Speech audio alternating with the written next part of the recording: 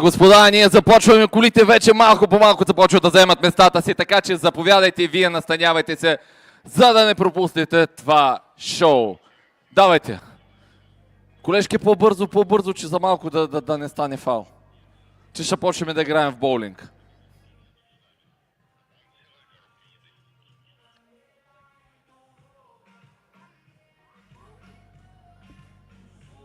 Ето имаме най-активните, които махат. Здрасти, как сте? Това са моите хора. Как е настроението? Гонко Фест, дайте малко ръчички нагоре. Дайте да видим как е атмосферата! Така, виждам ръце нагоре. Браво! Всички са подготвени. Всички са готови да направим това шоу заедно. От ваша страна аплодисменти, от тяхна страна много изгорели гуми. Да стане купон, да стане незабравимо шоу. Гонко Фест, Балкан Дрифт Кап. Това ще е феноменално. Така че очакваме ги всеки момент. Аз междувременно ще дам думата на нашите коментатори, така че малко по-професионално да се изкажат, отколкото разбира се аз. Аз съм аматьор в тия неща, ама все ще се науча и ще почва да го коментирам и аз. Така че оставам ви в ръцете на професионалисти. До скоро!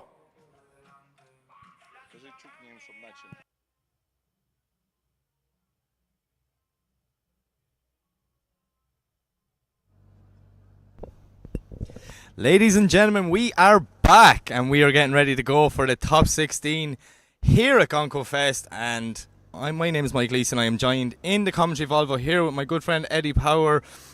And we are very excited for this top 16 bracket. It's going to be an evening. There we are, Mike, on the screen. Yeah, we're on the screen. That's brilliant. Looking pretty well, if I do say so myself. We kind of look professional. That's funny. Yeah, we're actually not very professional. They've done very good work there to make us look like we're professional. But yeah, no, Eddie, we are ready to start the top 16. The cars are heading to the grid, and you have the battle sheet there in front of you. Who is in our first battle? It is... Yeah, well, it's going to be Angel Karanyatov to take on Artur Havrilenko. So Artur Havrilenko, after coming through that one more time battle with Borislav Terziski, he's going to be taking on Angel, who was our first place qualifier yesterday, Mike. He scored a 92.5, but he got a bye run into the top 16, so it will be his first battle, competitive battle of the weekend. Where Artur already has one battle under his belt, so you know he can feel out this track, knows what it's like for competition. Yeah, and it was one more time as well, Mike. So he's actually had a little bit of more track time there than Angel. So I wonder, will that factor into what way this battle goes? But of course, the other side of it is less stress and strain on that vehicle. And we've seen a lot of competitors bow out due to issues with their cars already in the top 32. So this circuit, this layout is definitely unforgiving. It's a risk reward. If it works out for them, it's brilliant, and if it goes wrong, it goes wrong. So hopefully we don't have anyone in that wall just after the second clipping point there. But we see Angel now in the burnout box in his beautiful E46 BMW. Street car vibes. Looks absolutely amazing now, in my opinion. I think less is more. That's the way I like it with drift cars. Sometimes they just look really, really cool when they look plain. But yeah, Angel, 500 brake horsepower in that E46. So let's see how he gets on. You see the all-important setting up the cameras to get the clips before they leave the line. We're just getting all our information ready here. We've the battle bracket going. Yeah, I'm just excited, Eddie. I just want to see some good driving. Welcome to Bulgaria and Gonco Fest. So our first run of our top 16 battle will be Angel Karanyotov to lead in Artur Havrilenko. Mike, I think we are doing an awesome job pronouncing these names. I think we've done really well. We've been thrown in the deep end with these Balkan names, and I think we're coming out top trumps here. I think you're doing a great job, and I'm just repeating what you're saying. So yeah, well, teamwork makes the dream work. That's exactly it. Look, it takes two to tango, Mike. So I think it's been a fun weekend so far. Commentating with somebody is a new venture for you, not something that you're overly familiar with. So are you enjoying the process of having someone to latch onto? So I kind of go a bit insane normally talking to myself, but we're going to leave it here and watch this. We see Angel leading Artur E46, GT86, two unbelievable looking cars. So throwing it down through the bumps, back to the start line, and now we're back on the track head. You see Angel now dropping maybe one wheel there, small bit wide, but look at Artur, he's right there with him, knocking on the doors. They're pushing into the outer zone, doing a great job. Seeing them zones perfect now as they're repainted on the brake. And Artur just getting caught up a little bit just before the transition. Maybe he was a small bit too greedy, going for extra proximity there, Eddie. He should have just backed off a small bit and then made his dive. But well, one of the questions that we really hadn't had answered at this stage of the competition or this stage of the weekend, Mike, was whether or not these guys could chase as well as they could lead. And we haven't seen much of Artur Havrilenko with car issues, but he really was going for it, very aggressive through the whole run. Look at this on the replay, right up on the door of that E46, but does start to just, I don't know, did he grip up there as he come into that long section, and then here's where it goes wrong, just making that transition back for the inside zone and gets caught out. That's going to be a big mistake and one that the judges will be looking at. But we have seen decisions go against the lead driver on that section of the track, Mike, so it'll be interesting just to see what way the judges deem that or score it. So we go back to the start line now and switch them around, and it will be an opportunity for Artur Havrilenko to try and continue. Mike, I don't think he'd have been expecting to get this far in competition with the problems he was having with the car yesterday, but everything seems to be working right. Still just doesn't have the consistency that we've seen with other drivers, but he's making it work and he's getting his way through the competition. So can he take down our highest qualifier from yesterday? Here's the question we all want to know: can Angel chase? I have wondered this since yesterday, and we're about to find out as they come down now. Artur throwing it in, huge angle into that first clip, but Angel is right there with him. How did not make contact on that transition? He's pushing right up on his door, Eddie. Power, look at this. This is exactly what me and you came to Bulgaria to see. Door-on-door action from both guys. We see Angel doing a great job in the chase, just backing off. Lets Artur do the transition. Timed it near perfectly as they're practically making contact over the line. Gonco Fest, make some noise. That is what we came to see. Yeah, the crowd enjoyed that one. And you know what? The question answered there as to how well Angel Karanyotov can chase. Very clever. When we look back on the replay, watch how he exits outer zone 4. Comes out of there nice and early, just to allow space for the lead car to transition. So into that zone here now, right on the door, then backs off. Leaves the zone, here, makes the transition nice and early. He's noticed other drivers getting caught up. Now, look, boom, straight onto the door, into that inside zone, and stays there right until... Yeah, look at that. Yeah, that's perfect. Looked as though that line was going to lead him off the circuit, but manages just to throw the angle into it and get himself across the line. Oh, he threw the angle into it, all right. It's his name. So yeah, I know, Mike. I know, I know what you're up to. The games you're playing. So here we go. Judges' decision, filtering through. Who will be moving on to our top 8? It will be unanimous, and Angel Karanyotov, our highest qualifier, moves on. Unfortunately for Artur Havrilenko, that's going to be the end of his weekend. But I think he's going to be happy enough as we move on to our next battle, which will see Svetislav Dekov in the E92, leading in Luca Popovic in the E36. So yeah, let's see what happens here. 8th and 9th place qualifiers, Mike. So both of these drivers qualifying inside the top 10. So I expect to see this one going very close. But I think it's going to be a question of who can master that chase line. We've seen what can happen through that first section. But Svetislav, you've noted on a number of occasions, Mike, just how well he seems to handle that first section better than any other driver on the grid that we've watched so far. He's the one doing it the most consistent. Every run, lap for lap, he's doing a phenomenal job here. But we will not rule out Luca. He is killing it in that E36. So as they leave the line, E92, 2JZ, E36, BMW engine. Nice initiation there for both guys. Luca getting it all wrong though. Not near Dekov, nearly on the opposite side of the track. Dekov doing a nice lead run though, pushing through the big, long, sweeping right-hander head. But Luca now, he's starting to cut the track a small bit, trying to get up on his door, trying to catch him. He's playing catch-up here. He needs to be close. He knows what the judges want to see. You see Dekov doing a huge, snappy transition so fast. That E92 is an unbelievable-looking car, and it drives well too.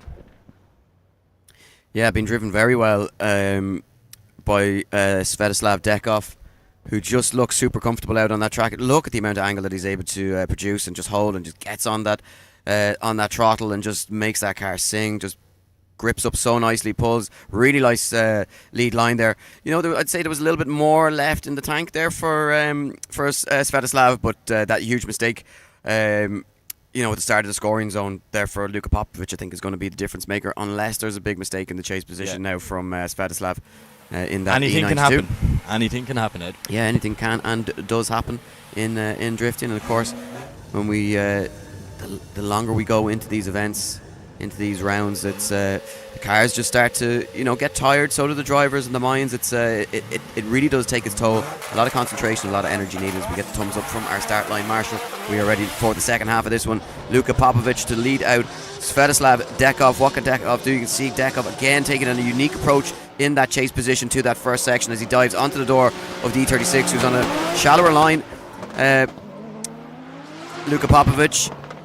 Dekov here doing a great job in the chase. Luca just washing a small bit wide towards the end of that zone, but Dekov looks like he's going to get caught. Eddie, will he make that transition? The camera drops, and we don't know what happened, but he's right there with him up on the door and pushing it over the line. Yeah, that's unbelievable. Looked pretty good from where I was watching, Mike, and just had a quick glance out the window and a really steady, composed chase run here. You can just see how quick that car just slides onto angle, and he's just able to keep it there and maintain that angle throughout, maintain the proximity, really starts to put the pressure on the lead driver. And I'm not sure if there's going to be too many surprises over the course of these two runs.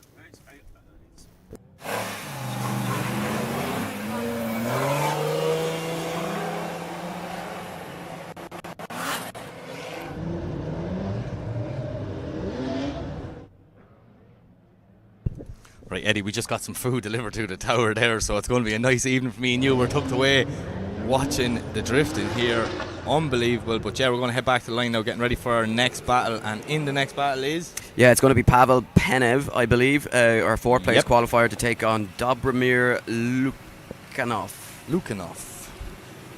Yeah, Pene is just doing a great job all weekend. Me and you were drawn to this car. It's easy on the eyes, and the driving style works as well. It really is a standout car when you're walking through the pits. It's but it's such a great driver car combination. And here we go, Penev to lead in Dobromir, and Penev doing exactly what he's done all weekend, just getting straight onto that qualifying line. Look at the speed that they're carrying, Mike, through the circuit as the camera doesn't really pick it up, but when we look out the side window of the Jeep here, it just looks so impressive. But what a chase run here from Dobromir, who's just tucked into that into the pocket as they come in through that inside zone, take it over the line. First run in the books there for these two guys, and both of them eager to get a spot in the Grade 8. Yeah, Dobromir doing a good job in the chase, but as we always say, you cannot have a good chase without a good lead, and Penev giving them that lead all the way around the circuit. Look at that, Dobromir doing a good job there. Not to be like, he's not on maximum angle there, but he is so fast and he is right with him, tucking up beside the E36 there. It's a very, very good run. It's going to be interesting to see what happens now when we swap him around. Penev is going to have to do a lot, and Dobromir is going to have to put in a solid lead run if he wants to try and advance to the Grade 8 later on this afternoon, Ed. Pavl, Dobromir. Which way is it going to go? I'm excited. Well, still the second half of this one to go, so we switch them back around, and Dobromir now in the lead position. Look, I think he kept himself in it there, Mike. It was a strong lead run from Pavl Penev, and Dobromir did not making a whole lot of mistakes. Maybe could have been a little bit more, could have had a bit more proximity throughout the run at times, but he's up and gone here off the line very fast in that E46, but the line is terrible through the first section. Misses that outer zone up completely. Now Penev is having to cut the track a little bit to try and gain some proximity, get back on the door of that E46, and he's doing so as both drivers look to flirt with the edge of the track there, and maybe a dropped wheel from Dobromir Lukanov as he makes his way back into the inside zone, and across the line they go, Mike. A messy affair, and I think maybe over the course of the 2 runs it looks as though Penev may have had the that extra little bit of something special. Yeah, Dobromir just getting it all wrong there, missing that first clip. And from this point, he's just trying to salvage the rest of the run. Penev doing a good job, though, in the chase. Trying to get up on top of that BMW. You know, he's close, but he's not too close. We definitely have seen some better driving out of both guys this weekend here at Gonco Fest. So let's see what way our judges are going to look at this one as they nearly make contact coming over the finish line. That's a scrappy second half compared to the first, but there you have it. Pavl Penev gets the win. He advances on. Unfortunately, Dobromir will bow out here in the top 16. We're going to head back to the line for Eddie. Probably one of your favourite car on the grid, in my opinion. I think that you just keep talking about this Mercedes SL. Well, to be fair, Mike, I think you do as well. But yeah, it has been. It's nice to see something different, isn't it? I think we all get a little bit tired of seeing the same chassis over and over again in drifting. And look, I mean, certain chassis work, and that's great, and the availability of them. But yeah, Petro, Radichev, this car absolutely crazy. Ivan Boshkov, we don't see a whole lot of E30s in Ireland either, so why not? They're too expensive to be turned into drift cars. Absolutely, yeah. So, but they absolutely love them out here, and it's all intercooler up front there. You don't really see a whole lot more of it, but I think Petro Radichev, he's looked really confident, and I think he's going to be the man to try and take down here. How did he not make contact? Ivan in the chase there, throwing him big angle behind, using all the lock in that E30 to slow down and not mark the side of the Mercedes in front of him, as we see a huge snappy transition at the end, right up on his door. Eddie Power, this is exactly what we expected from Gonco Fest Top 16. Yeah, things really starting to heat up now, Mike, as the drivers just, I think it's starting to get into their mind that this is, it's the business end of the competition. They need to be at their best. The standard is starting to, get better and better with every run that we see. And drivers really starting to push it. But they've had so much time on this track that they know when and where they can make those attacks, and when they need to kind of just, hold back and be patient. But we're starting to see some errors just creep into the driving as well, as the nerves start to play a factor. A lot of prize money up for grabs here at this event as well. Certainly no expense spared at this event as we switch them around now, and it will be an opportunity for Ivan Boshkov now to have a little bit of clean air. This is the first time we've seen the Mercedes chase, correct? Correct. No. Yes, it is. It is. Yeah, he had a bye run. Yes. So that's what I was like. I don't remember seeing this chase. So this car obviously works 100% when it's on qualifying. Find out what happens in the chase. Yeah, well, it's a good point, Mike. It's a good question to ask here because, but I have no doubt that this it works. Oh, look, it works. There. Look how aggressive that was. How the both of them managed to keep that going as they almost made contact again in the straighten once again from Ivan Boshkov. That E30 just so unsettled through that first section, and it really is knife edge for these drivers if they just get it offline in any way. It's going to be carnage. Look at the big Power onto the rear and contact everywhere. That dive, this is explosive, Mike. Really explosive. My jaw was on the floor there because, if he holds that could be up there one of the greatest things I've ever seen in drifting. That transition at the end from the Mercedes there, doing an unreal job. But yeah, it just went a bit wrong, I think, from Ivan from the start. He obviously knew he had to be fast. He knew the caliber of driver that was behind him. He had to push 100%. Maybe just pushed a little bit too far. Yeah, well, he never got onto the perfect qualifying line, and this is where we see the contact. If that would have held, that was cool. It's an interesting one. It really is. All the smoke coming from the front of that BMW there. It could be just tire smoke. It couldn't. Oh, any panel beaters around. It's such a nice car, but it's going to take a little bit of work to get that looking pretty again. Both drivers making the inside zone, Mike. So going to be interesting what way the judges have deemed who they're going to deem at fault for this. And yeah, you can see smoke just kind of billowing out from underneath the bonnet of that E30. But there you go, high five smiles all around. No matter what, big respect between them. That's what we like to see. A lot of smoke coming out of that corner now. Yeah, and just some fluids leaking there as well. So the drivers spotting it themselves, just having a quick. That's his power steering pump there. Yeah. So that was the contact patch, shall we say? So I wonder, did he burst the line or something maybe and lost power steering? Wait and see what way the judges look at this one. Not the best battle we have seen from both guys, but look, It is what it is. That's drifting. You got 2 runs to do it, and then it's up to the 3 guys on that cherry picker in the middle of the track. Figure out who wins, who loses. Yeah, all having just a little bit of conversation there, just with our marshal down there at the finish line. Just a few conversations about, oh well, you did this. Nice race boots there from Ivan Boshkov. You like boots, yeah? Well, did you see them? No. Cameraman. Yeah. Oh. will it pan down? Yeah, you're gonna have to watch back on the replay, Mike, later on this evening. Unless, of course, we get to see a little bit more of them. Yeah, there we go. There they are. Nice. Yep. Nice Adidas one's ankles exposed, so there you go. Hopefully no fires. So we await this score to come in here from the judges, the result rather. The scores was yesterday. We want to get scores on the board and find out who's going through. Look at that contact. Yeah, look, I think if there had been anything more in the rear end of that E30, that could have been a more severe impact or severe accident, but it seems as though, look, the duct tape is out and everything is fixed and ready to go again. But they'll have time to get that. Yeah, they'll have time to get the between now and either the next round or the grade 8. So. But yeah, that E30, every lap it does, it loses more and more body panels. It was a full car yesterday, and it's looking a little bit sorry for today, but Ivan is driving it like a man possessed. Like, he's just so much aggression in this style. What was that came off straight away at the start? See that? Something flew up. Oh, it's the headlight off the Mercedes, was it?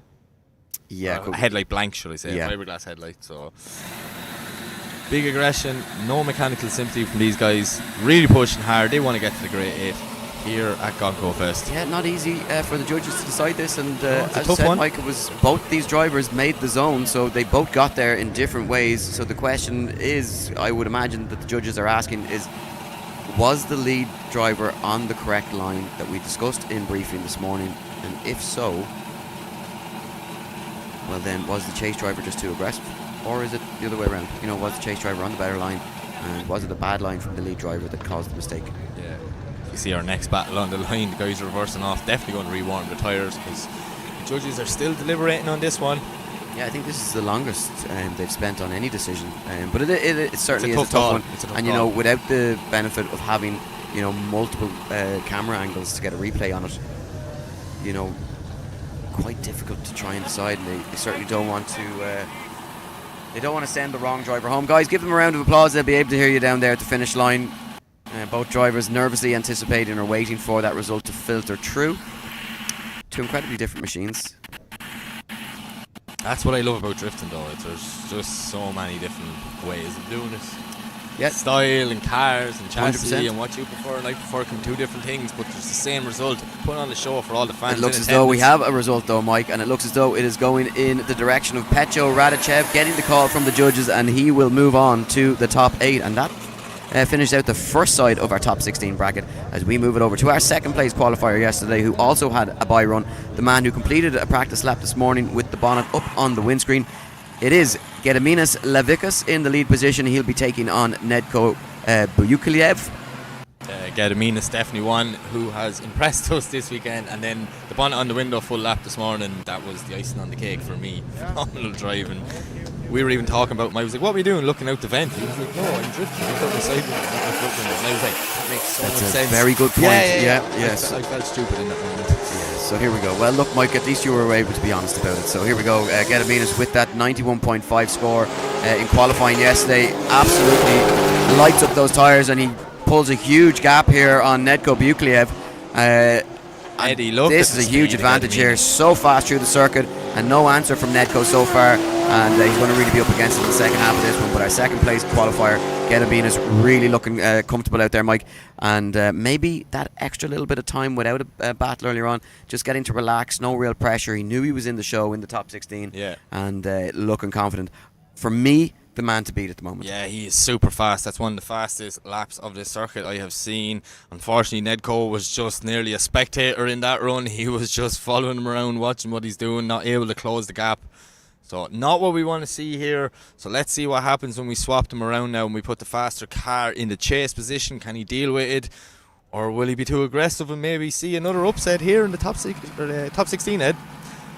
Yeah, second half of this one, we switched them around. Nedko, he doesn't look like he has the pace, Mike. So I think he's which is funny because he looked fast yesterday. He did, yeah. By himself on the I'm track. not entirely sure what changed. Maybe he just caught napping, perhaps. Wasn't expecting Gediminas to be as quick. Here we go, second half of this one, and it's not the lead line that Nedko was looking for, as Gediminas now looks to close a gap and draw him in and just get onto that door. Sits in the pocket. The spotter will have been in the ear, Mike, as he drops the wheel there, just letting him know that there wasn't the greatest chase run from Nedko, so he doesn't have to go super aggressive here, but now he starts to formulate his attack and get on the door through the final sections and let the judges know that he was there through the run and had the measure of Bukliev. Definitely a very calculated chase run, I would call that, from Gediminas. He's doing a great job there. She said that he'd not been too aggressive. He played it safe to an extent, but then at the end he went, right, this is my time to shine. I'm going to show everyone what I can do. Watch this from the transition.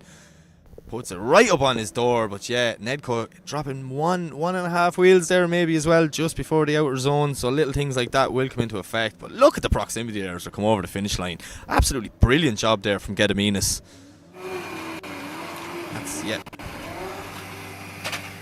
So just a reminder, you can check out the live bracket on the Drift Kings website. So judges' decision is official, and it is Gediminas Levikas going into the grade 8. No surprises there with the level of driving that he has produced. We move on to our next battle, which will see our only female driver taking on one of the biggest names in the sport. It will be the higher qualifier, Sandra Janaskica, to take on Kristaps Blues in that E92 HGK E92. Incredible machine, absolutely special, the vehicles that are coming out of that factory, I want to call it, but that garage, or that I don't even call it garage. Here we go. Sandra to lead in. Really impressed with the driving here this weekend. Sandra, absolute brilliant job. But Kristaps Blues is right there with him, or with her, should I say, getting up close and personal as they come in through the long sweeping right-hander. Look at Kristaps Blues right there, but Sandra's lead run is near perfect. Kristaps Blues now putting the Eurofighter right up on her door as they come over the finish line. That initiation from Sandra, Ed, that was brilliant. Yeah, Sandra not looking out of place whatsoever against one of the best in the business. And you got to remember, guys, we're talking about a driver who has multiple podiums in Formula Drift in America, Kristaps Blues, and Sandra. I mean, this is really impressive, and I think she's up for this, Mike. I think she's seen that Kristaps hasn't been at his best here this weekend. She spotted an opportunity to take down one of the greats. What an achievement this would be as she gets herself across the line. Her goal would have been lay down the perfect lead run. That's exactly what she's done. She gave Kristaps the opportunity to put in a really strong chase. Yep. Now she needs to go out there and replicate what Kristaps did in the lead position. Or what Kristaps did in the chase, and hope for an equally good lead line from Kristaps. But I'm excited to see her try and get up on the door of this E92 Eurofighter and try and force some pressure from the chase position. Interesting fact, Eddie, just looking at the notes here. So Kristaps Blues 900 brake horsepower. Now, unless you typed the notes wrong or Sandra's lying, but apparently Sandra has 1,000. That's in her other car, Mike. That's the sorry. That's in her other car, so that's in the spare car. So not exactly sure the power in this E36, but look at this, they're off the line, and interestingly, Mike, straight out the gate, and Kristaps Blues not on the perfect line, completely missed outer side zone 1, unfortunately though for Sandra, she's way off the mark inside of the track there completely. Not sure if she got caught napping or what's going on, but it's a calamity of errors really from both drivers. Not what we would expect in the top 16 in a competition up this level, Mike. Yeah, just not happening. Not exactly what we wanted to see. I think Sandra got caught out. Kristaps with a bad initiation ends up a bit on the inside of the track, and then Sandra is just trying to play catch up. She ends up too shallow on the inside, maybe dial on too much angle on that first transition into the bottom corner. But Kristaps Blues, not the cleanest pass to the circuit we've seen him do this weekend. It's going to be an interesting one for the judges because, Sandra gave Kristaps a very, very good lead, which allowed him to do a good chase. But there you have it. Judges' scores are in. Kristaps Blues gets the win. Unfortunately for Sandra, that's the end of her weekend. Hopefully we'll see her back at Gonco Fest again. Right, Eddie, this is your boy, is it? Nikola. Yeah, Nikola Popov, third place qualifier from yesterday, taking on Yordan Andreev in that 200 SX. 14th place in qualifying for Yordan. So if you're to follow those numbers, you'd assume that Nikola would be your favourite here. But we have had, as we said, Mike, a lot of people telling us about this young guy, and he really has been impressive to watch. Very cool, calm, and collected in the driver's seat of that E36. Yeah, he's going to be an unbelievable chase driver. We're going to have to wait and see first, because he is in the lead here now. And Yordan, very quick through that first section. Like Yordan, without an answer here, he's going to have to try and find something. Especially there's a huge gap opens up, but Yordan coming for it. Can he? No, it looks like he's going to drop a wheel. Gets lost in the smoke a little bit. Now dips into the inside of the track as he gets caught in that chase position. Just doesn't have an answer. Straightens up, and it's a calamity of errors here for Yordan, unfortunately. And Nikola, though, is so fast. Yeah, so quick. Mike really has that E36 absolutely hooked up, dialed in, and looks so confident. Really gelled well with the track right from the start of practice here this weekend.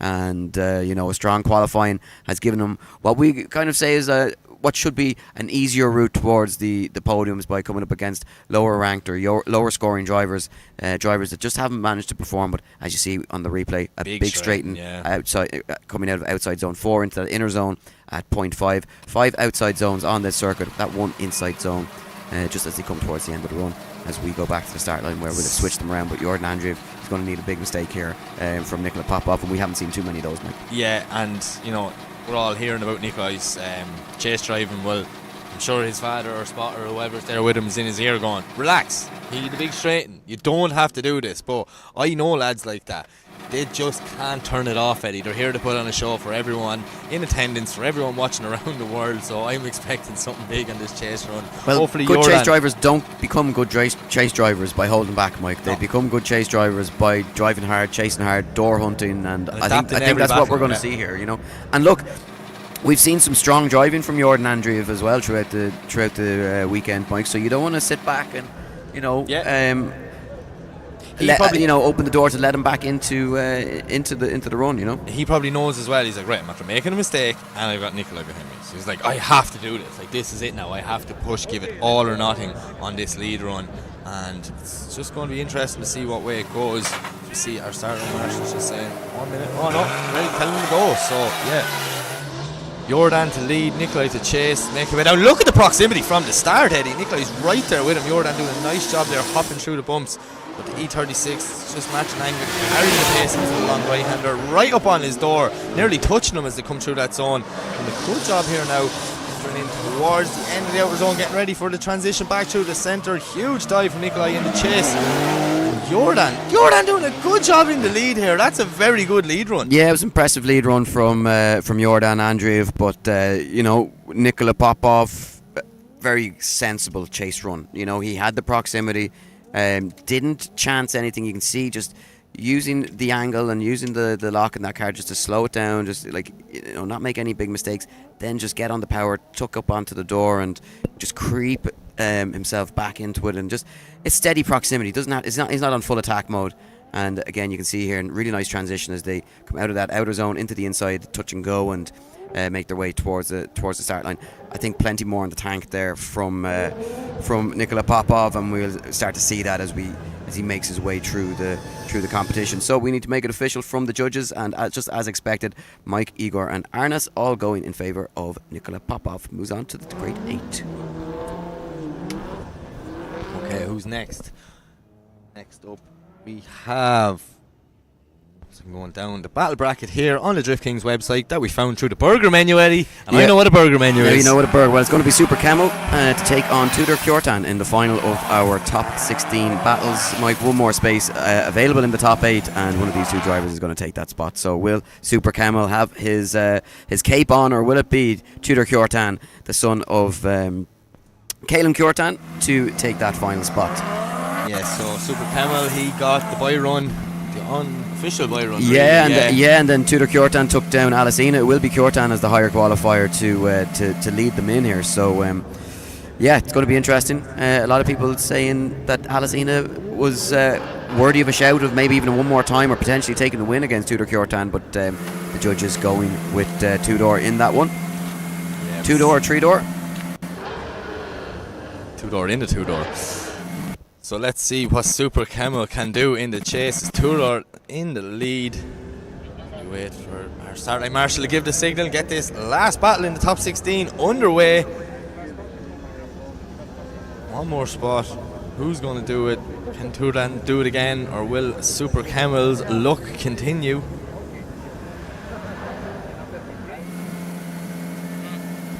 Look out the window there to make sure that there's nothing happening that I'm missing. But here we go. Yeah, they're just taking a little bit of time there, but here we go. Tudor Kjortan, I apologise, to lead in Super Camel as Camel goes very hard and makes contact through that first section and goes off circuit, Mike. And yeah, it's so difficult to tell exactly what's going on there with just the amount of bumps that they go through. It really just in the moment you kind of need the benefit of the replay just to watch back and see exactly, was there something from the lead driver that perhaps caused a mistake from the chase driver, or was it just the chase driver going too aggressive and maybe getting caught out by those bumps and hollows? I do think it might have been just a little bit too aggressive. As we see here, he was really close and maybe just not having the room to scrub off the speed on that transition as he entered into the bump section here at clip 1. Yordan though gets contact, just keeps going, pretends like everything's fine. That never happened, Eddie. That never happened. Yeah, and it wasn't the perfect lead line, but I think he's in the zone enough for the judges to maybe say, the chase car should be able to predict that.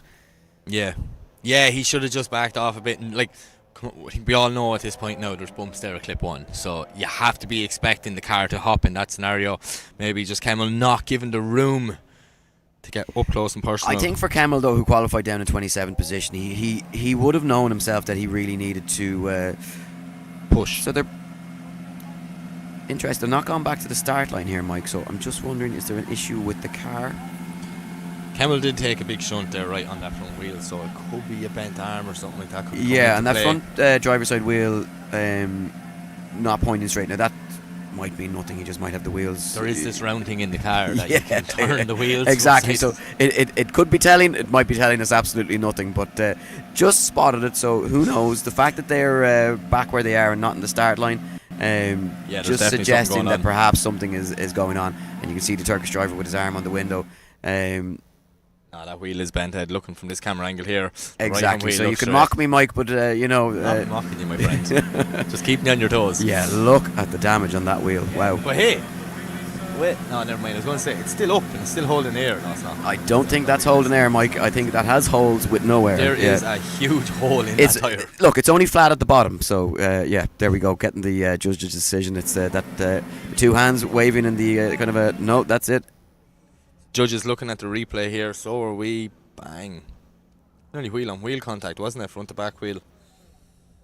So Tudor doing well not to get loads of damage in that. Well, we did say, Mike, at the start of this event that first section was going to cause a lot of problems and could be the decider of a lot of battles, and it looks as though it has claimed another victim here, and unfortunately, I thought it would have happened a lot sooner.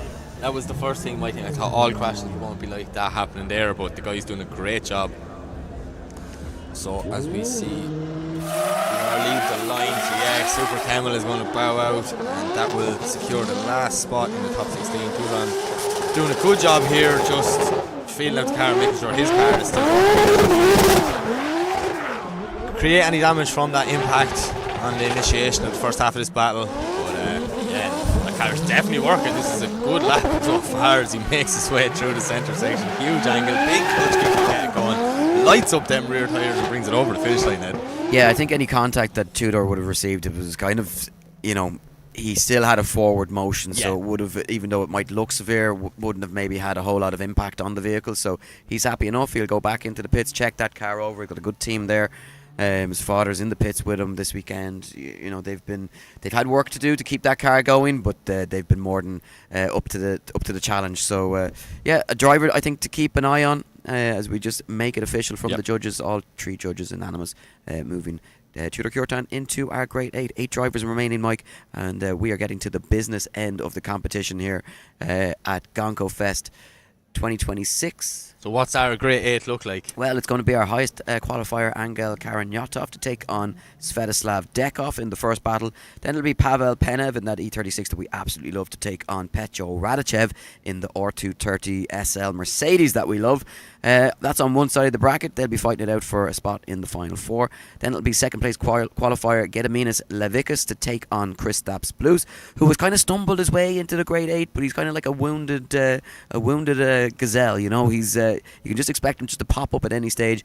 And then it'll be finally Nikola Popov, the third place qualifier, to take on Tudor Yordan in our final. That's going to be a good battle. It's going to be an interesting battle. I'm calling that now. That's going to two be a young good battle. guns, two rising stars, Mike. Yep. And as I said, you can follow the live bracket on the Drift Kings website. Just choose that burger menu in the top left hand corner of the page. Scroll down to where it says score, and you'll be able to watch that bracket populate live as it happens. So, ladies and gentlemen, thank you for joining us. It's been an incredible weekend. We are coming down to the final few battles of this, the first ever Gonco Fest, the biggest automotive festival in the Balkan region. And Mike, it's been absolutely amazing to come to this side of the world, a country that I've never been to before. Some amazing people here, really passionate about drift fans. Yep. And BMWs. And BMWs, yes, yeah, very passionate about Very the passionate about BMWs. BMWs. You know, we've been embarrassed a few times when we've asked people, "Oh, what car do you drive?" They're like, "What do you mean? What car do we drive?" We drive BMW, of course. Everybody here Everyone drives has BMW. Yeah. I don't know why I'm trying to put on the accent, so apologies if I have offended anybody. So I didn't even realise that. yeah, maybe I called myself out. But on that. no, as you said, Ed, we've definitely, it's a new country, it's a new championship, it's new drivers for both of us, and I think we've made some friends for life here. Like everywhere else we go, it's just a drift community. It doesn't matter where in the world, it's the same style of person. It's actually a shame, Mike, that we're only showing what's happening on track here on the screen, because so much is going on. There's a huge budget for this festival. So much is going on in the background, and it's a credit to the organisers what has actually pulled off here. Like it really is. It really yeah, is. It's an unbelievable event. It's been absolutely crazy, and it's an event that would stand up anywhere in the world, as good as any event that I've ever been to. That is for sure. And this is definitely on par with like a Drift Masters or a Formula Drift Power event. We've both been to them. Like absolutely, it's yeah. Just the off-track entertainment is nearly as good as the on-track entertainment, and that's the most important thing, Yeah, and it's kind of been it's been the first of what they hope to be. The first of what they want this event to be an annual thing here in Bulgaria, and I'm certainly think that it's been a huge success. Yep. So don't be surprised to see more and more of this going into the future. It's the sort of thing, if they don't bring us back on the microphone, Ed, I'd still come back to this festival myself. Absolutely, yeah, it's been 100%, so much fun. and maybe get an opportunity to explore the city a lot more. But I think what's great about it, Mike, is that even with the live stream, people that may not that would be like us into drifting, but maybe not familiar with a lot of the drivers from this side of the world, getting an opportunity to see drivers that we wouldn't normally get to see. Yep. And I for sure have. We also like.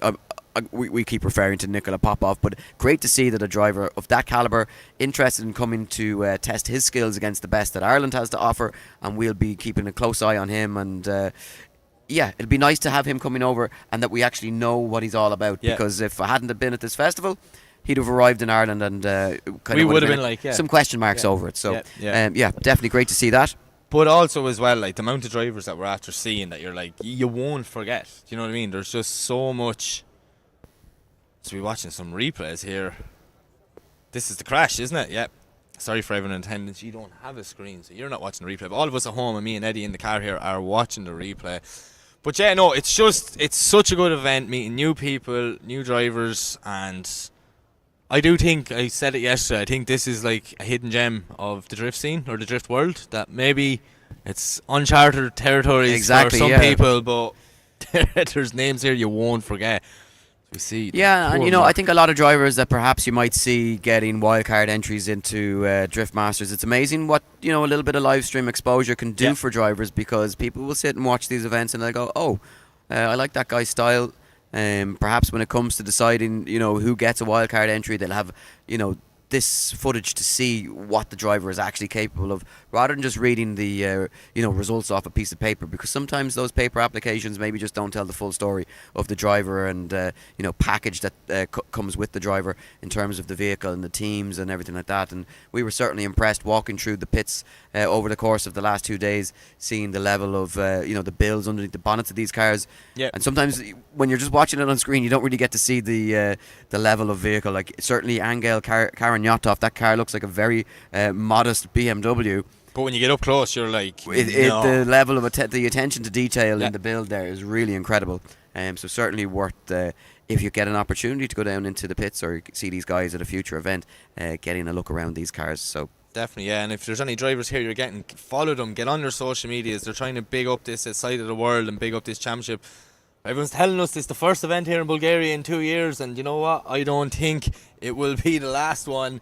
These guys have put on a phenomenal job between staff, organisers, track team, media, Gonco Fest itself. It's just so cool to be involved. Me and Eddie are honoured that we got the call to come out here and sit in the beautiful Volvo on the mics to get through this. As we see shots there of the packed grandstand. So much passion in the fans here as well. Like, you can really see them getting into this, and that's something I love. I am a very passionate drift fan. I get very excited with good driving. The funny thing is, people think I do this for a microphone, but if I was standing behind the fence, I would be shouting equally as much as I am right here, because I can vouch for that. You can vouch for that. Good driving gets me going, Edward. It does. It does. Yeah.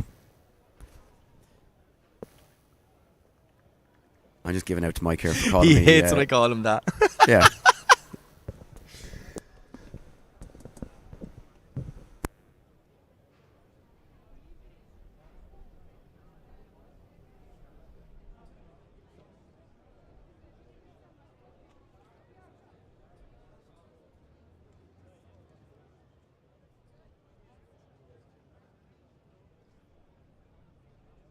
Кои сте вие 30 секунди? Защо да дойдем? Как така ще си разтопим лагерите в гората и колко ще ни е готино, ако ни возите? Хилвил, предлагаме офроуд турови в гората, нещо, което е доста забавно, доста интересно за всички. Елате да се поискаляте при нас. Давате ни каски, екипи, обучение, минаваме, няма да се качи и да се оттрепам някъде веднага. Безопасно е, с вас винаги има инструктор, който познава гората. Да. После с водостройката, окъпваме да, всичко е точно. Тоест, ако не сте се къпали, просто отидете напред едно турче с момчета, те ще ви скъпат безплатно, нали? Вземете си чисти дрехи, защото чисти няма да се приберете. Така, браво, успех на момчетата. Айде нататъка. Намираме се в 6-та палата, където няма да разказвам много, защото е много хладно и приятно, искам да легна да спа. На който му топло може да дойде тук. Някакви пичове цъкат с много готина количка. Тук е Аляно, няма да говоря за него. И други партньори. Много е приятно тук, елате, малко да се починете. И това е също. Стига съм ви досаждал вече. Пийте по една бира, по едно кафенце и да гледаме дрифта. Айде!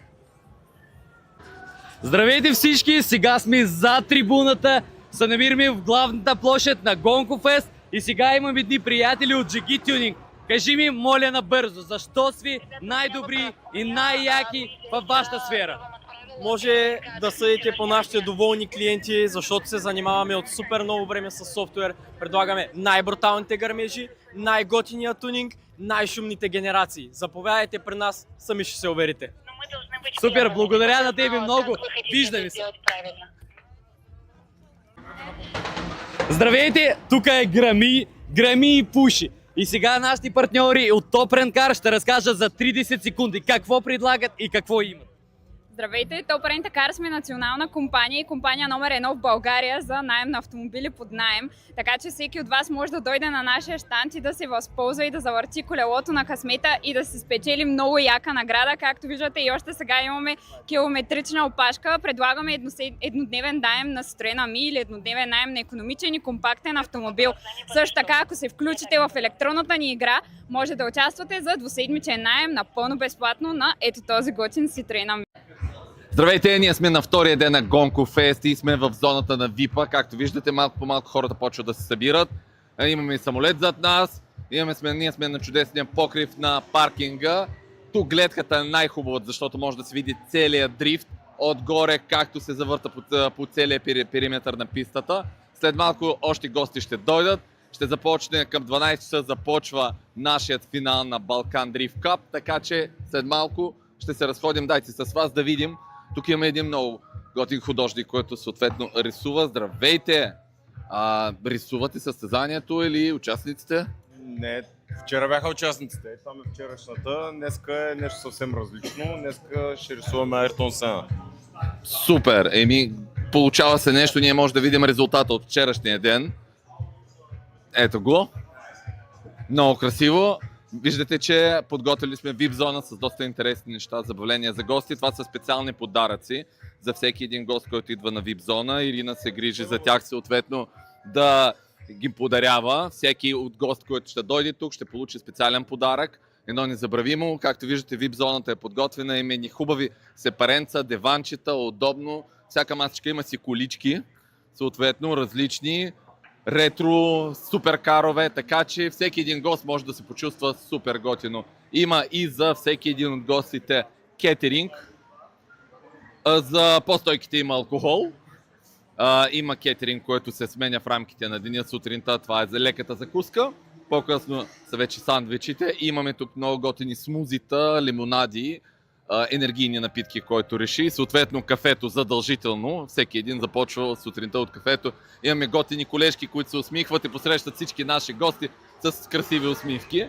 Така че всеки, който ще дойде със сигурност на Gonco Fest, ще се наслади на атмосферата.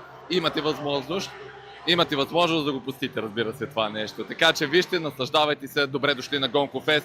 Очакваме вас!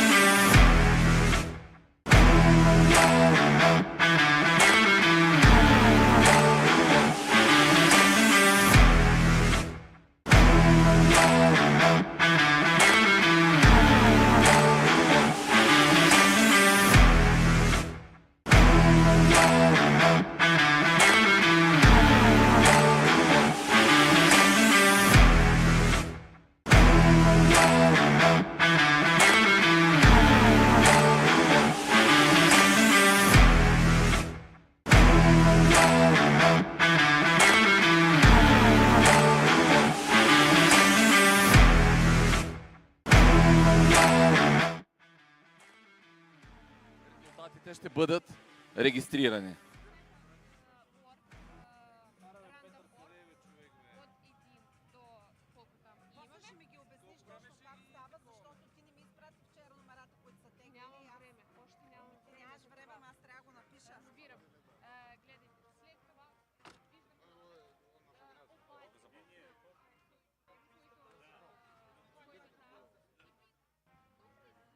Заповядайте тези, които сте били в бокса, заповядайте тук при нас на пистата.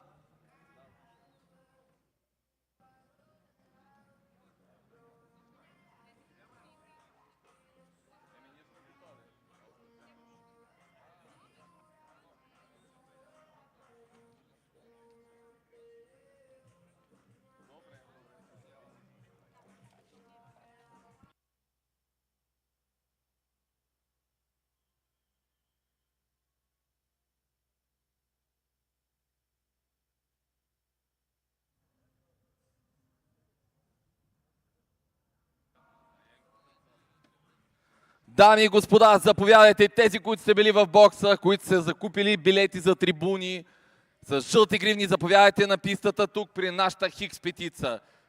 Този черен дявол ще спечели един от вас. Преди малко видяхте на какво е способна тази кола, така че ще имаме още един късметлия, който ще спечели кола. Вчера от четвърти път успяхме да изкараме победителя, така че днеска най-вероятно някой ще има късмет от първи път. Или от втори, па може и от трети, ама божа работа.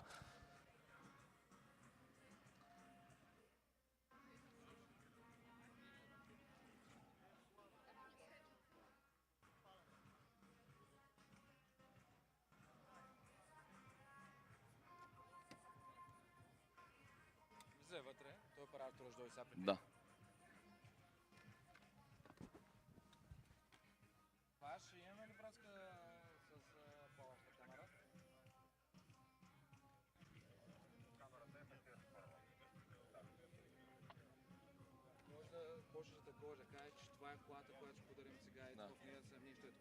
Окей, почваме ли?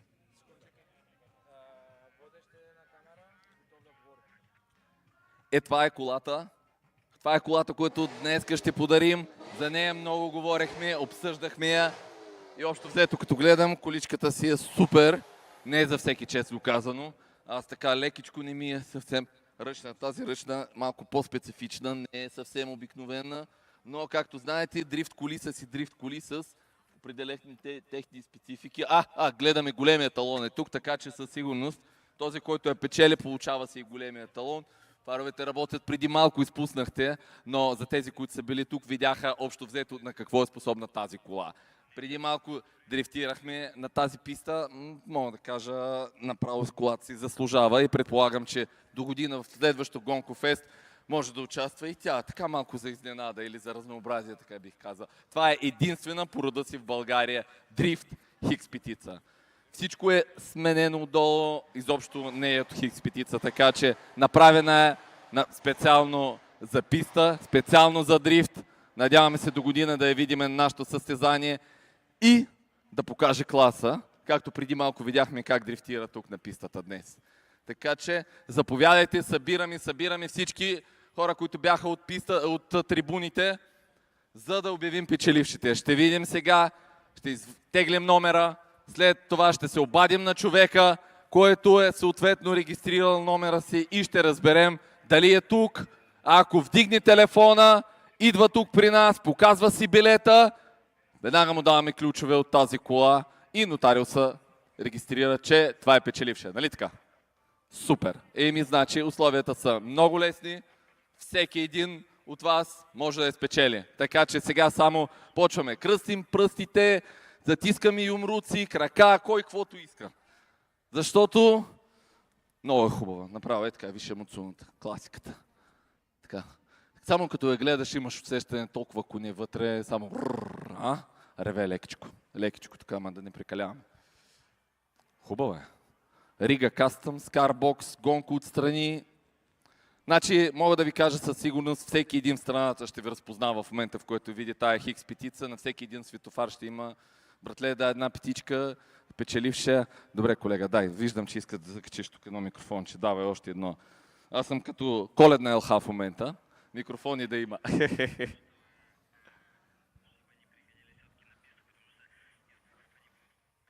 Скъпи гости, които сте били в боксовете, заповядайте на пистата. Сега ще обявяваме победителя. Заповядайте. Защото ще каним номера, който ще излезе, ще му се обадим и трябва да дойде тук да си покаже билета. И веднага връчваме ключове от тази кола. Давайте по-смело, давайте насам. Предполагам, всеки един от вас днеска искаше да попадне на тази писта. Едно е да я гледаш от трибуната, друго да усетиш така асфалта, колко е топъл, да видиш, да пипнеш тази гума, да видиш, че хикспетицата е истинска и наистина може да дрифти. Преди малко въртнахме тук няколко кръгчета. Сергей ни показа на какво е способна. Нали? Сергей, може ли да разкажеш малко повече? Всъщност, каква е основата на тази кола отдолу? Всъщност, какво е сменено? Сменено по принцип всичко. Очакване от HGK, M3 е 92 редукция, скоростна кутия, трехдисков керамический съединител и така и нататък. Там много неща Харис е направил там. Значи, от хикс петицата реално остана само външността, нали така? И двигател с голяма турбо, да. Значи двигателя и външността, това е само на хикс петица. Всичко останало отдолу, само Господ знае какво е скрито и Сергей, разбира се. И нашите приятели, които ни осигуриха тази черна перла. Хубава е, наистина. И е за ценители. Както днеска говорихме и коментирахме с всеки един наш всъщност пилот, който разказа, че общо взето дрифт, това е култура, това е живот, но трябва да си имаме уважение към колите и към съответно всички останали, които карат покрай нас. Така че ще видим. Сега я дай да видим тази колица отзад. Има си място. Има си място за хикс петица. Ето. Вижте, карбокс се погрижиха нарочно да е чиста, измита, е така като сядате вътре. Да не е мръсничко, удобничко си е така, окей. Нали? Широка хикс петица. Има си тук специални голограми. Стикери, показващи, че кастъм си е, не е обикновена хикс петица. Добре, гледам, малко по малко хората се събират. Давайте по-смело всички от боксове насам. След малко ще обявим победителя, ще видим кой ще е късметлия. Кой ще може да издрифти и да се позабавлява съответно с нас, с Gonco Fest. Значи не знам България дали имало всъщност някое състезание или евент, който е подарявал така коли, колкото и ние. Всъщност 2 дена състезания, 2 коли. Вчера печеливши, аз съм сигурен, че той още до ден ще не може да разбере всъщност какво му се е случило, защото питах го вчера. Казвам, ти осъзнаваш ли какво ти се случи? И той казва, не. Най-вероятно утре или други ден, в момента в който подкарам я колата, ще усетя, че всъщност съм станал късметлия. Имахме един, който не е изпълни условията, не е бил тук, бил е извън фестивала, а условието е, за да спечелите колата, трябва да се регистрирате на сайта, трябва да присъствате тук в момента, обаждам ви се, идвате, показвате билет и вие сте печеливши. Лесно просто. Така че ще видим сега. А между друго гледам, хората почват да идат все повече и повече, което доближава все по-близо момента. След като разиграем съответно колата, ние ще продължим с Drift King, защото Balkan Cup Drift ще продължи с топ 8. за да можем да обявим и победителя съответно. И в последствие ще обявим победителя. Първо, второ и трето място. Те са с доста приятни изненади от нашия спонсор SSG. Ще получат специални, няма да разказвам сега, все пак, подаръци от тях. Кастъмни са, направени специално за състезанието.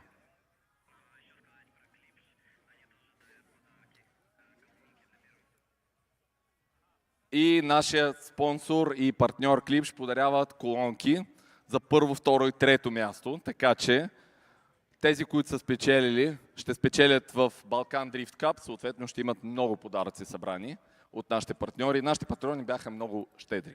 Ще имаме и обявени победители в топ 5 партньори в различни категории, защото в момента ги определят кои ще са те.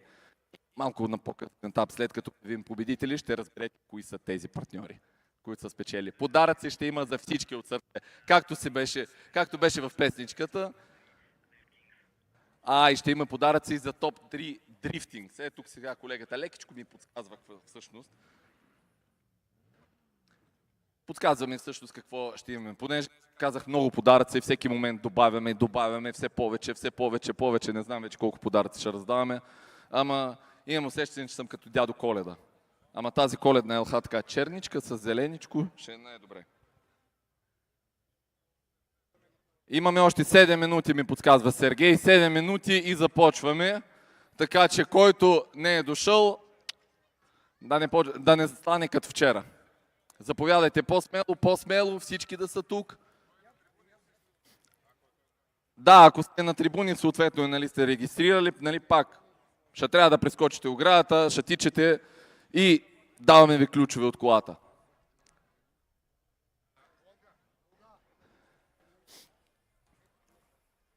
Добре. Хората се събират, това е супер.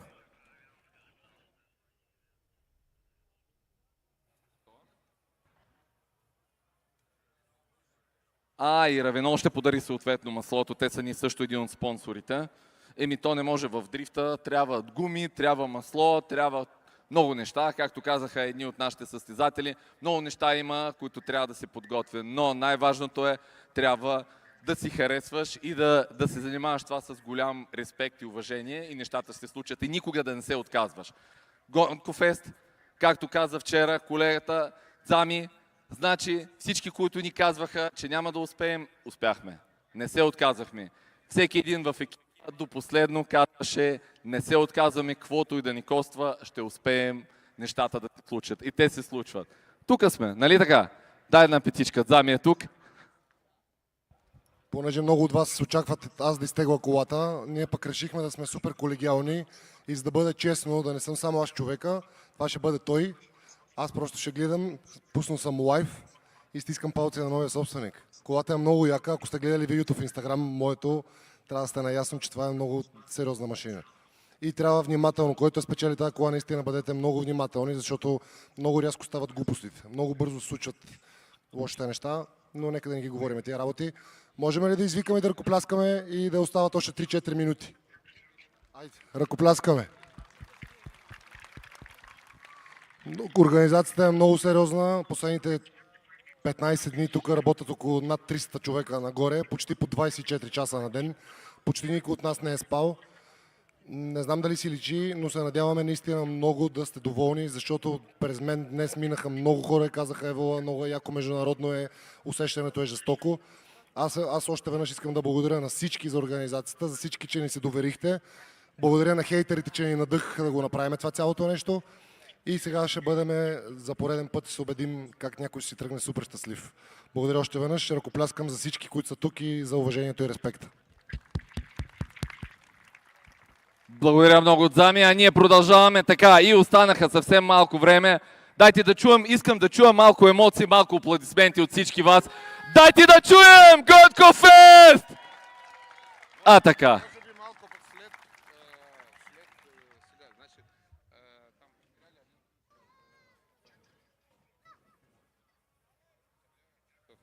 Някой, ако случайно е намерил ключ от Skyline 34 на трибуните, моля, върнете го. Знам как губи ключ от Скайлайн, ама все пак някой на трибуните го е изгубил. Така че върнете. Човека си е до колата, ама ключето не е с него. Така че, какво беше? Сергей, това е трета кола, нали? Евентуално. Който успее да си я вземе и късмет и да я изкара, това е друго нещо. Така че, за малко. Добре, Гонко Фест. Ето го и нашия герой. Във всички клипчета сте го видяли, дай петичка. Всички, предполагам, са видяли този пилот, обикаляше цяла София, в различни точки на София, рекламираше и този волан и тази хикс петица. Символа на Гонко Фест. Символа на този ден, на това състезание на Балкан Дрифт Кап. И след малко ние почваме да обявяваме победителя. Ще го теглим, както казахме, през томбола. Важните условия бяха да се регистрирате на сайта, да присъствате на събитието и съответно да се падне вашият номер. От тук нататък обаждаме се, в момента ще се обадим на човека, пускаме го на високоговорител, казва се имената, идва при нас, показва билета и връчваме ключове. Лесно!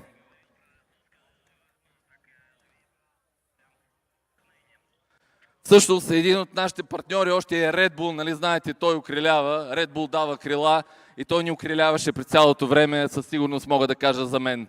За да имам тази енергия, за да мога с вас да говоря, за да мога да повдигам настроение, укриляваме всички Red Bull и Gonco Fest заедно, както и всички наши партньори отделно. Няма да ги изчислявам, защото са наистина много. Но благодарим на всеки един, който ни поддържаше и ни помагаше да подготвим това мероприятие. Колегата тук не спира да ми говори в ухото.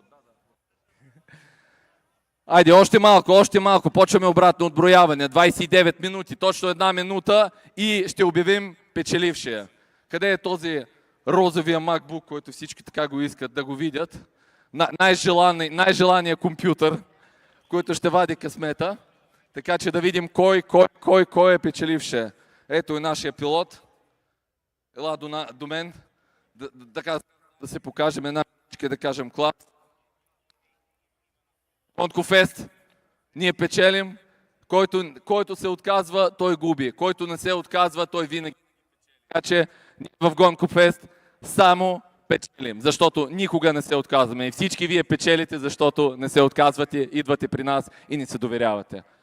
Готови ли сме? Ключовете са намерени в 6-та палата. Няма да има трета кола. Трета кола, намерили са си ключа. Добре, Скайлайна. Добре, готови ли сме, колеги? Нотариус е тук при нас, тя ще натисне. Нотариус, вашето име, извинявам се. Само да си обявим така. Нотариус Силвия Хаджиева, регистрационен номер 615. Да кажем адреса, къде да ви намерят, ако трябваше. Насочваме нотариални актове, покупки, продажби, пълномощни, така че правим реклама на всички. Заповядайте, не се притеснявайте. Заповядайте. И така, момента на истината, в който със сигурност всички сърца почват да се бият много по-усилено. Всеки е напрегнат, защото не знае дали ще му се падне късмета. Значи, регистрирани са 478 ли са? 478 човека се регистрирани. Моите приятели, здрасти! 478 човека са се регистрирали, така че ще видим. Един от 478 човека ще извади късмета. Нотариус наблюдава, рандъм, така, имаме номер. Номера е 105. Сега обаждаме се на човека, обаждаме се на номера, да видим. Кой е той? Номер 105. Кажи ми номера. Първото име. Татьяна, Таня. Почваме да набираме номера. Нали няма да ви го показваме.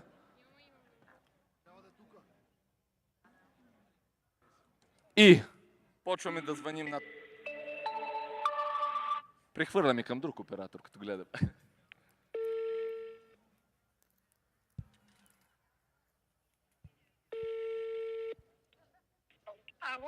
Алло, здравейте. Таня, тук ли сте? На Гонко Фест ли сте? Ами да. Добре, елате към Хикс петицата. Добре. Очакваме ви. Ама не изключвайте телефона, искаме носете билета, моля. А къде се намирате? На пистата ли сте? А, вие сте на трибуна, ето маха там с ръката. Тя била на трибуна. Добре, давайте, пускаме ви. Сега, очакваме ви тук и носете билета. Не, тя зад трибуните. Сега ще обиколи, защото трябва да влезе. Може да минете тук зад черната палатка. Колеги, моля, пустете я зад черната палатка да мине, за да ни обикаля през цял. Като излезете от трибуната, наляво вървите. Наляво и подминавате до черната палатка, ще ви пуснат колегите да влезете. Давайте, обаче хората са тук в напрежение, искаме да ви видим, искаме да видим билета. Как се чувствате? Тези минути, които вървите към нас, как се чувствате? Ами не знам. Напрегнато. Ето, един от колегите е подготвил входа специално за вас. Давайте.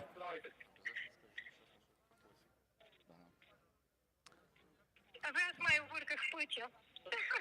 Къде тръгнахте? Наляво или надясно? Ами тук, където са тези картинг количките са... Да, значи завивате наляво. От картинг колички наляво. И ще видите една черна палатка от лявата ви страна. Един от колегите ще ви отвори, ето колегата Маршал с оранжево току-що махна оградата, така че може да минете от нея. За по-бързо да стигнете до пистата. Давайте, почти сте на... Ето, още малко. Къде е Татяна?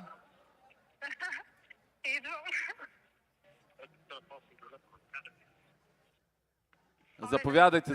Да, смело. Ето, колегата сега ще ви води. Дами и господа, дайте да чуем аплодисменти на късметликата, която ще спечели Хикс петицата Дрифт.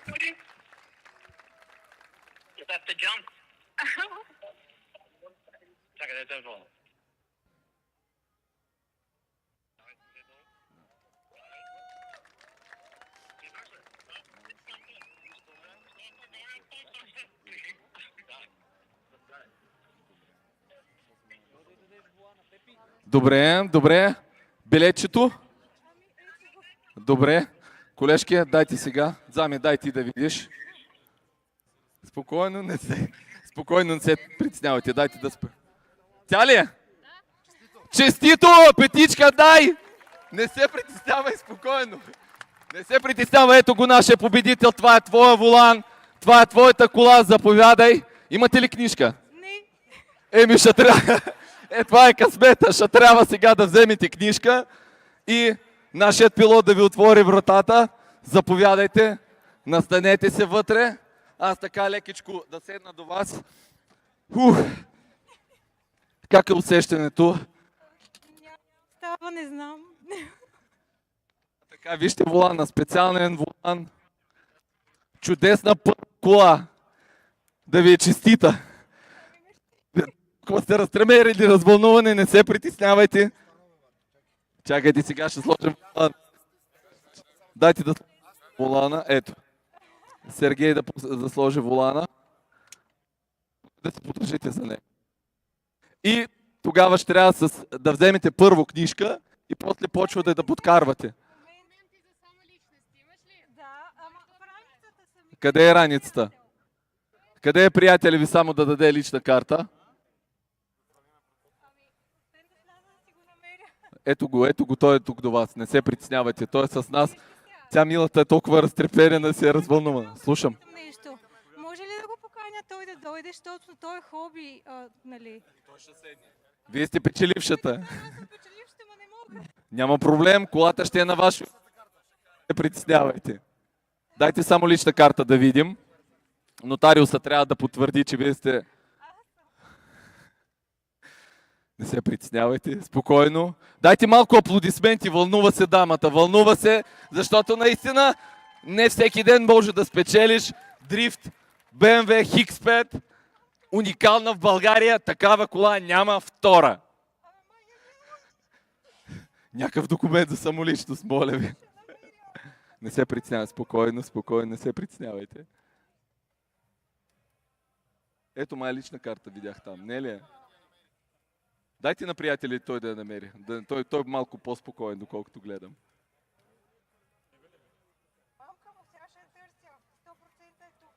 Добре, спокойно, не се притеснявайте. Междувременно можем малко да увеличим музиката и съответно някой от вас така лекичко да потанцуваме, да се размърдаме, че дамата се притеснява. Спокойно, спокойно. Важно е много, наистина. Тук е, намерихме я личната карта, заповядайте нотариуса да види, да потвърдим, да декларираме, че Gonco Fest всичко е справедливо. Ето. Тя ще има и той възможност да седи в тази кола, да я пипне, да я повозим. Щастлив ли си? Разбира се. Значи, това не е, че нещо, ама заслужава си да се направи едно предложение. В смисъл, кой късметлика. Първо е спечелила в България кола, което няма аналог. Това е единствена в България. Значи, да имаш такава късметлика жена е уникално нещо. Така, не виждам малко да се постараеш и съвсем скоро, до година вече и на сватба да я закараш с тази кола. Само да кажа, че днеска съм рожденик и това ми е най-хубавия подарък. Благодаря ви. Ето това за нея, ама най-вероятно ще си карате заедно. Ето. Така че честито и за рождения ден. Да, може да аплодираме на младежа за рождения ден, за приятеля все пак, но късметликата си ти, така че много се радваме. Честито. Топличко си е в колата. Аз се притесних още повече. Тя милата така се разтрепери. Не се притеснявай. Късмета си е късмет. Но, както казахме, днеска имаме късмет от първи път. Дай ще му дадам тази раничка, да не се притесняваш, да не изпуснеш телефона. Дайте да те снимаме до тази уникална кола. Тя е твоя, ще си я караш. Ще я оформим нотариален акт, ще ти връчим, нали, документа за колата, за собственост. Сега малко се успокои. Гледам, спря треперенето. Аз по принцип треперя. Значи ще се наложи той, като те кара, ще трепереш малко повече в тая кола, ама ще свикнеш. Добре, ето петичка. Сега една снимка заедно с Сергей, все пак искам да направите заедно с тая кола. Зами, къде си? И ти, защото тази кола е символ. Това е човека, който Разбира се, не се притесни. Тя много се притесни, милата.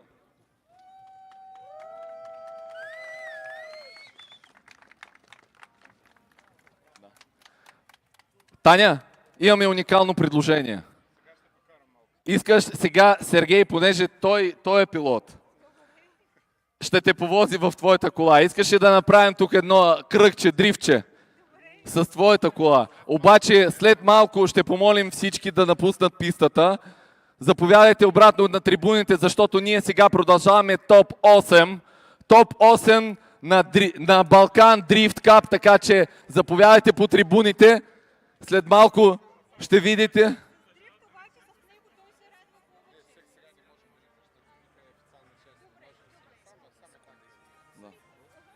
След малко ще наблюдавате какво може тази кола.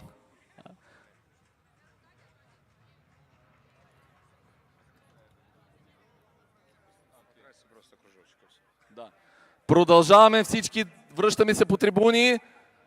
Топ 8 продължава. Татяна, чакай, ти не тръгваш, ти си насам. Ти къде тръгна? И вие сте, елате. Вие ще сядате вече в колата, това си е ваша кола, така че ще оформим, ще връчим документи, така че и той е късметлия, ти си късметлийка, ама ето вижте, вчера от 4-ти път, днеска от първи. Значи мога да ти кажа, ти си една единствена късметлийка от 478 човека, които са се регистрирали. Значи, или да пускаш тото, или просто ти е добър късмет и този ден със сигурно ще го запомниш 10 май 2026 година. Топ 8 стартира точно след 5 минути. Сега ще те повозим съответно с твоята кола, да видиш на какво е способна. Ти по принцип как издържаш на високи скорости? Сигурно. Кой те вози? Ето, ела. Виждам, че ти си така по-отворен, така че ще поразпитам и теб малко. Гледам, че имаш много яка тениска BMW Squad. Да. Какво пише отзад? Чакай. Need money for BMW. Това си е истински фен на BMW. Какво BMW караш? Имам 90 единица, почти цялостен пакет от всякъде. Сега вече имате и в двойката ви Хикс петица. Изцяло сменя, значи от Хикс петица само горната част, като гледаш. Стоповете, там врати, огледала, такива неща, всичко отдолу, после като я вдигнеш, ще се хванеш за главата. Ще кажеш, леле. Какво я правим тази кола? Готови ли сме? Заповядайте. Сядайте. Татяна, настанявайте се. Чакай, отварям. Дърпай, смело. Заповядай. Гонко Фест, дайте да видя малко аплодисменти, да чуя аплодисменти за печелившата.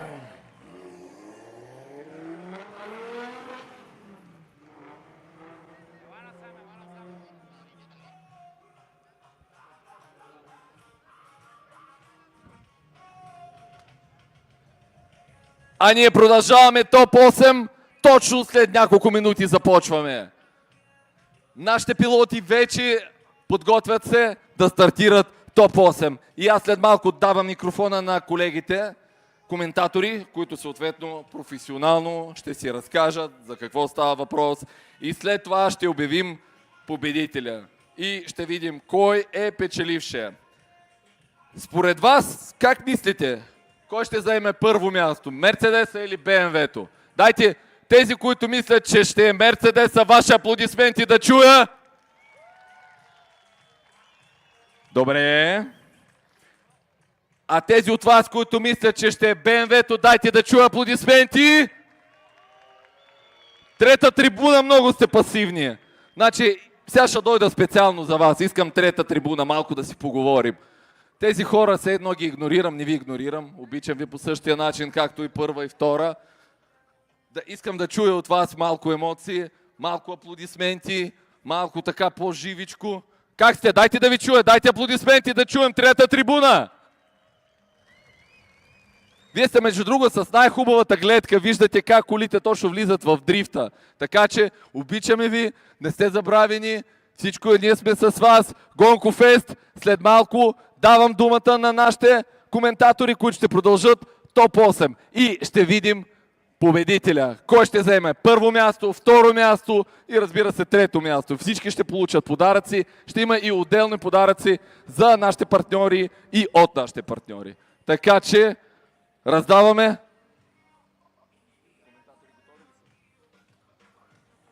А междувременно малко може да потанцуваме.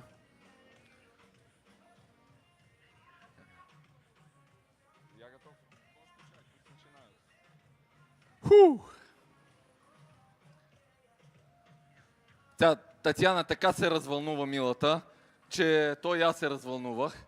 Милата се разтрепери цялата, ама нормално е треперенето, защото не всеки ден първо печелиш Хикс петица, второ да си един на 478 човека, късмет си е наистина. И както разбрахме, приятели, все пак фен на BMW, така че още едно BMW в семейство. Разбираме, че дрифта си е култура. Феновете на BMW са най-големите фенове на дрифта, така че още повече. Добре, колеги коментатори, давам думата на вас. Привключваме към тях. Дайте малко аплодисменти. Гонко Фест!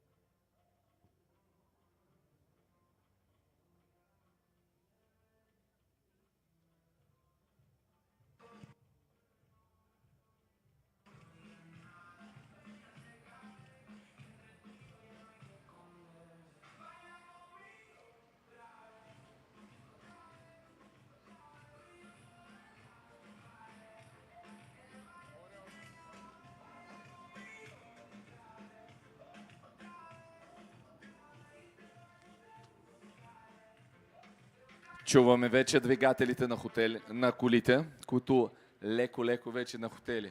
Заговарям се вече. Толкова говорене.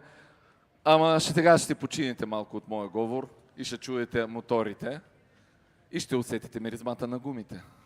Но вече чуваме колите как загряват. Той тук гледам отзад малко мини дрифтчета. Между другото, кой от вас вече е посетил мини дрифт картинг?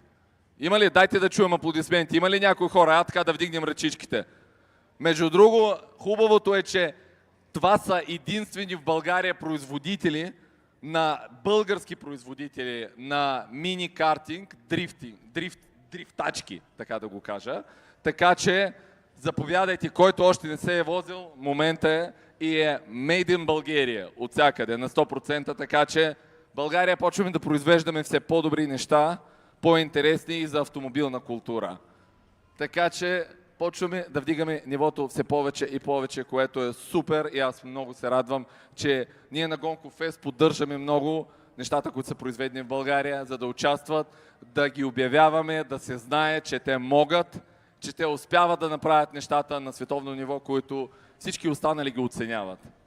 Така че дайте да чуем аплодисменти и за всичко, което се произвежда в България и за всички производители, които поддържат българско и искат да останат тук и да правят хубави неща.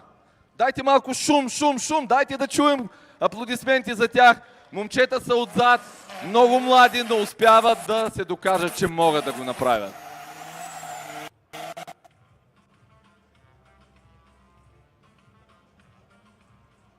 Чувам там мотори, нещо сериозно. Okay, ladies and gentlemen, we are getting ready to go back to the drift action with our first battle in the Grade 8, and it will be Svetislav Nedko versus Angel. Come on, Eddie, I might need you to pronounce this surname for me.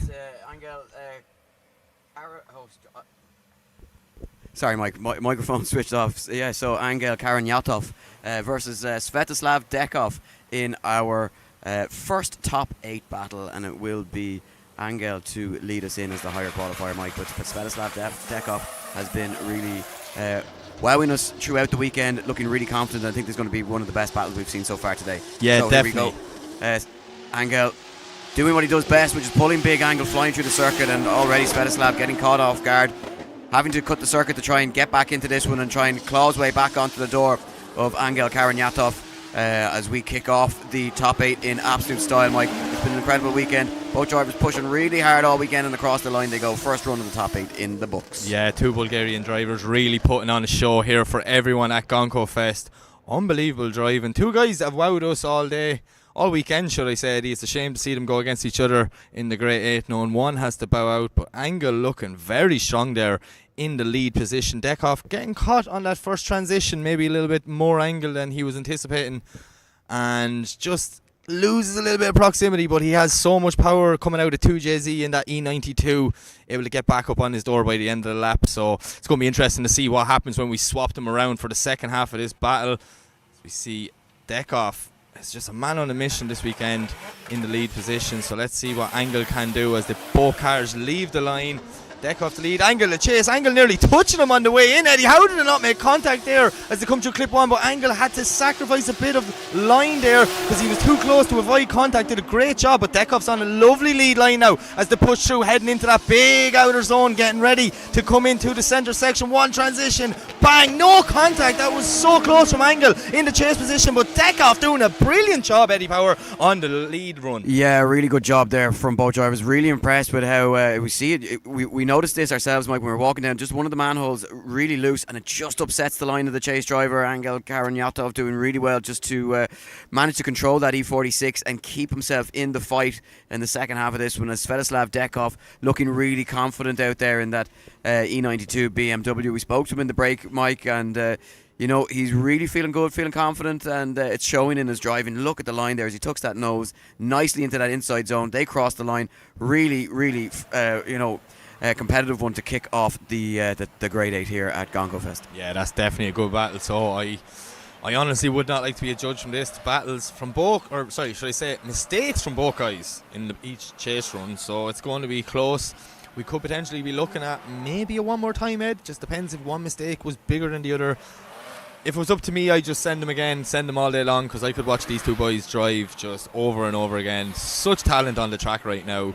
Literally 2 drivers I was not aware of before this weekend, and 2 drivers I will not forget after this weekend. Yeah, we'll certainly be keeping an eye on them, Mike, and watching their stories as they progress, because both kind of up-and-comers, really. But, I mean, when you look at the machinery that they have, both cars more than capable of being of lining up on a Drift Masters grid and being competitive. So.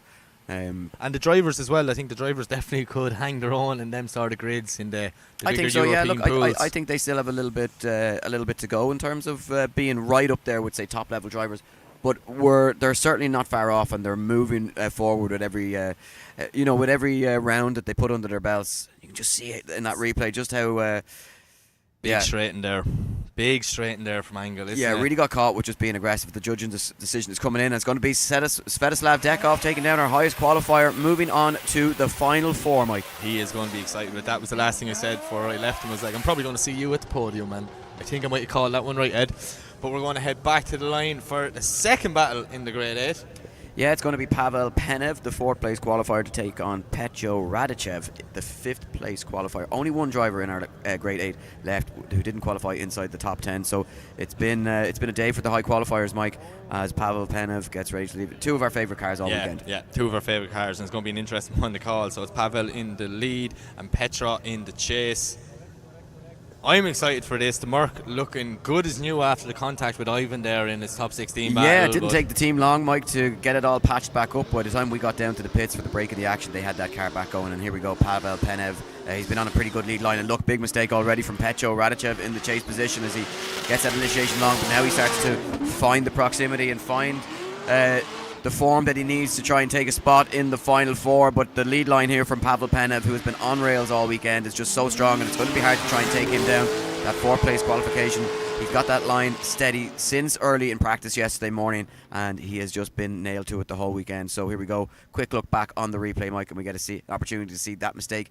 Just gets the transition wrong, does Petro Radicev, and from there it's all about Pavl Penev in the lead position. Yeah, Pavl doing a brilliant job in the lead. Petro getting caught off that one mistake at the start. He was playing catch up all the way around because of that, so bit of a disadvantage going into the second half of this battle for him. But Pavl is looking so strong on this circuit. Another guy, just as you said, Eddie, since yesterday he's dialed in the line and he's just sticking to it. Consistency is key in the world of drifting, so I'm super excited to see what happens when we put Pavl in the chase. Petro, though, he's going indeed to pull something big out of the bag here. Yeah, unfortunately though for Petro, he's in the wrong place, Mike, to try and force a mistake. You know, we say it in drifting quite often, that lead position, if you're on a disadvantage going into the second half of the run, it's not really where you want to be. You want to be in the chase position, trying to force an error from the lead driver. And it hasn't been a great run here in the lead position from Petro Radicev.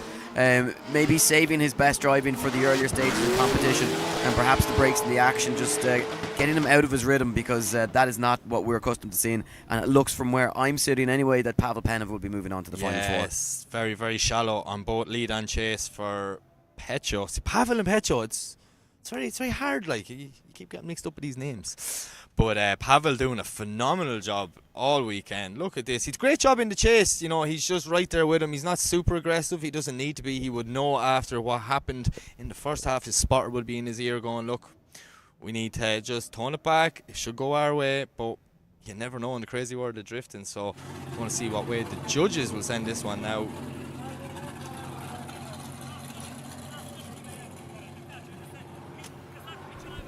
As we see both guys having a good discussion down there about what happened. Yeah, I think they'll know. Oh, does it look like Petro Radicev maybe a little bit unhappy? I'm not sure. Was there words there, or maybe? I think they were just friendly words. Yeah. We love to see a little bit of drama, Mike, don't we? But no, well, I am a wrestling fan, so if they went at it down there right now, I would be loving it. Yeah, maybe a scripted wrestling battle, but no, I think they're both seem happy enough. I think Petro will understand that. Yeah, but you can see just how severe those bumps are, Mike. So difficult for these drivers to try and negotiate that. The rest of the track does kind of smooth out for the most part, but really difficult to try and negotiate those water gullies. Obviously designed for the water to drain down into those areas, so they are just quite severe in that area of the track, particularly one or two just on the lead in to that first outer zone. Yeah, it's right on the line, nearly exactly where you want the car to be. So it's risk reward. It's working out for some people and it's not working out for others. So we're going to have to wait and see what the 3 men in the cherry picker think about that run. The drivers don't know. You can tell by their body language they're sitting waiting patiently. Yeah, I mean, it's interesting, Mike, because from where we were watching, it seemed as though it was kind of a clear enough cut kind of battle. So, but obviously, as I say, there could be things that we've missed, and maybe the judges looking at certain aspects of it, and you can see the marshal says, yeah, they're chatting away, yeah, they're still discussing it, no decision, but it looks like that decision is now coming in. Will it be Petro or will it be Pavl? Or Pavl and Penev, and it will be Penev moving on to the final 4, where he will take on Svetislav Dekov. Brilliant. So yeah, that's yet again another good battle later on today. Unfortunately, we lose the Mercedes SL from competition, but what a weekend he's had. Definitely made a name for himself here. So we're going to head back to the line, and up next it is Gediminas, and he is going up against Kristaps. So the Eurofighter in the chase, Gediminas in the lead. Let's see what happens on the first half of this battle. Look how close they are as they come into the first clip. Eddie Power, Kristaps right there with him. Lovely transition, tucking the nose. Oh! And it's tyre off the rim. We haven't seen it in a while. I was like, where did that come from? What happened there? And Kristaps was probably like, not again. Don't send me into this wall again. So Gediminas, very unfortunate. Obviously, he knew he was up against the one and only Kristaps. He was going to be fast. Eddie, look at this. Tucked in so close there. Nice job. It's such a shame that tyre came off. I think the drift gods maybe just robbed us of a good run there, but Buckeye's doing a very good job to bring the cars to a halt and avoid a collision with each other. At least he can go in now, just swap out 2 wheels. Look, he's even bringing his tyre off the track. Yeah, he's bringing it back with him. It'd be interesting now just to see, will the judges allow him time to change that tyre? Of course, we haven't mentioned about that HDK car. It's called the Drift Shuttle. 2 seats in the back, 2 seats in the front, Mike. Built for passenger laps. But a crazy V8. Дами и господа, Gonco Fest прави сега една приятна изненада за всички вас. Всеки, който няма достъп до трибуна, сега има. Заповядайте, втората трибуна, съвсем спокойно, безплатно, може да се настаните, за да видите финала. Всички, вратите са отворени, така че всеки един от вас може да се настани на втората трибуна, защото искаме всеки един от вас да се наслади на незабравимата гледка на Gonco Fest и Балкан Дрифт Кап. Заповядайте! Смело, всички имат достъп до трибуната. Колеги, сега ще ви пуснат. От двете страни, където искате, настанявайте се. Okay, so we are going to head back to the line, Eddie. And we're going to have to wait, obviously, for Gediminas to change his wheels. So we're going to go on to the next battle. And who's in the next one? Yeah, well, it's going to be Nikola Popov to take on Tudor Yordan. So one that we were looking at earlier on, Mike. 2 young guns, 2 rising stars in the sport. And yeah, I mean, we spoke about Nikola Popov.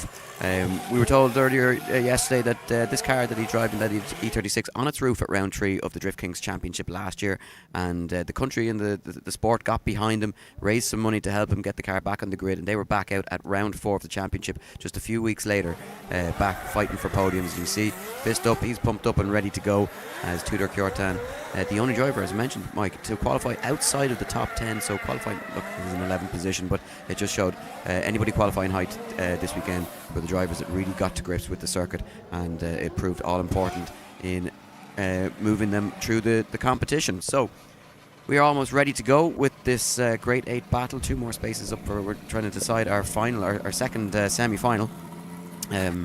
So will it be Nikola Popov who will be the higher qualifier to lead us in to the second half, or sorry, the first half of this one, as going very aggressive as Tudor Yordan right from the off, Mike. He's coming looking for it straight away, but look, he can't hang with Nikola Popov, who's very fast. Big straighten for Tudor Yordan in the chase position, and the mistakes just starting to come his way right when he wouldn't have wanted them. But Nikola Popov, he was billed as one of the main contenders here this weekend, and it looks as though he's going to the final 4 and he'll have 2 shots at a podium. Oh, something didn't sound right in that E30 there as it came over the line, Eddie. Yeah, Tudor unfortunately doesn't have just an answer for the pace of Nikola. Look at this as they come through there, and then a little bit of a straight and just getting it all wrong. Transition a bit too early, and then from that point he's just sitting back and spectating. Nikola just driving away. Look at the lead line from that E36 BMW, man. He is so consistent. Lap after lap just does the same thing. So it's going to be interesting to see what happens when we swap them around for the chase, but definitely a big advantage against Tudor. Well, really difficult to beat consistency and to beat a driver that maybe knows when to push hard and knows when to just do a safe-ish, a run that they consider safe, that they can comfortably do without trying anything too rash, too harsh, or too aggressive. And I think Nikola Popov has shown that. Very sensible young man, very capable behind the wheel, but also very calm and collected, and knows when he needs to go aggressive. And I think, well, look at this. Definitely problems with Tudor Kjartan's car. So unfortunate at this stage of competition, Mike. But that is, I suppose, look at the draw. Sometimes it's the highs and lows of motorsport. Unfortunately, you need the car to do the job. He knew exactly something was wrong there. He just pulled off track. He got out of the way. He didn't want to cause an accident going into that first corner. But yeah, that BMW to me sounds like it's not boosting, Eddie. Cannot hear the turbo spooling as he's trying to drive it through the circuit there. So yeah, I think that one is going to be set in stone, and we know which way it's going to go. Yeah, I think it's pretty clear cut that will be going towards Nikola Popov. So those of you who said to us at the start of the weekend that he was going to end up on a podium, well, he is practically guaranteed. He's got a 75% chance, Mike. Of that's some quick maths there now. Yes, quick maths. Yeah, I think we're going to see him potentially. It's going to take something special. The thing about it is he's got two very strong drivers to come up against in order to take a spot in the final.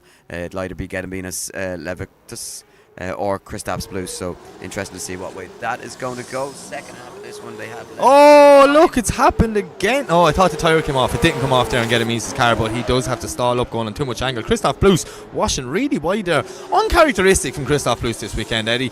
We've seen him drive in many different tracks all around the place, America, Ireland, in Europe and places, but no, I've never seen as many little just kinks in the armour, should I say.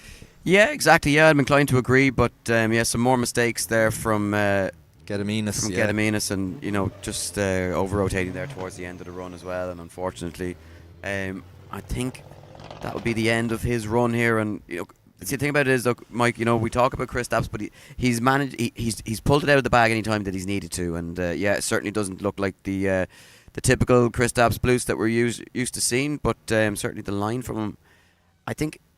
His line not always perfect, but his ability is helping him to get away with it. Yeah, definitely. You see that poor E46 driving off the track. Yeah, it's had a hard weekend. It's after losing a tyre again. Yeah, well, I think he would have had the pressures dropped as low as possible to try and keep with that 900 horsepower E92 Eurofighter. So that is our Grade 8 complete, Eddie. It looks our Grade 8 is finished, and we should have our final 4 drivers set. Just looking to make that official from the judges before we get ahead of ourselves. It should be pretty clear cut, Mike, but we are just mere fans. We don't always get the information correct. Speak for yourself. So we wait now to get the final 4 underway. Looking at replays here. Judges looking at replays, but they're trying to figure out, I'd say, where he lost that tyre, because I'm not sure if it was the centre section or the start of the run. Something went wrong at the start of the run, though. Gediminas went on way too much angle. Just big angle pushing out, and fortunately, you have to keep the tyres on the rims to complete the lap. So there it is, coming in from the judges. Kristaps Blues gets the win. He moves on to the final 4.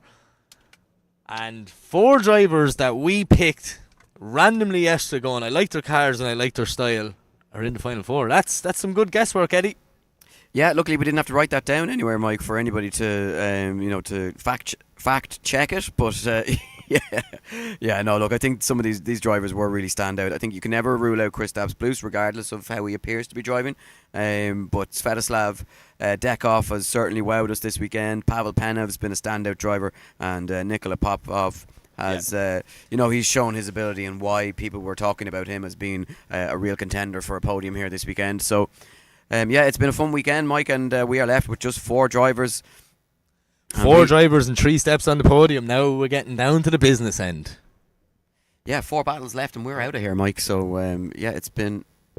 Don't say that. I get upset. I'm having fun, Eddie. I'm really enjoying Gonco Fest. I'm not saying it as a point of, oh, wow, this is great. No, it's just that we are down to our final 4 battles. So it's informative, Mike. That's all. Just for information purposes. It's factual.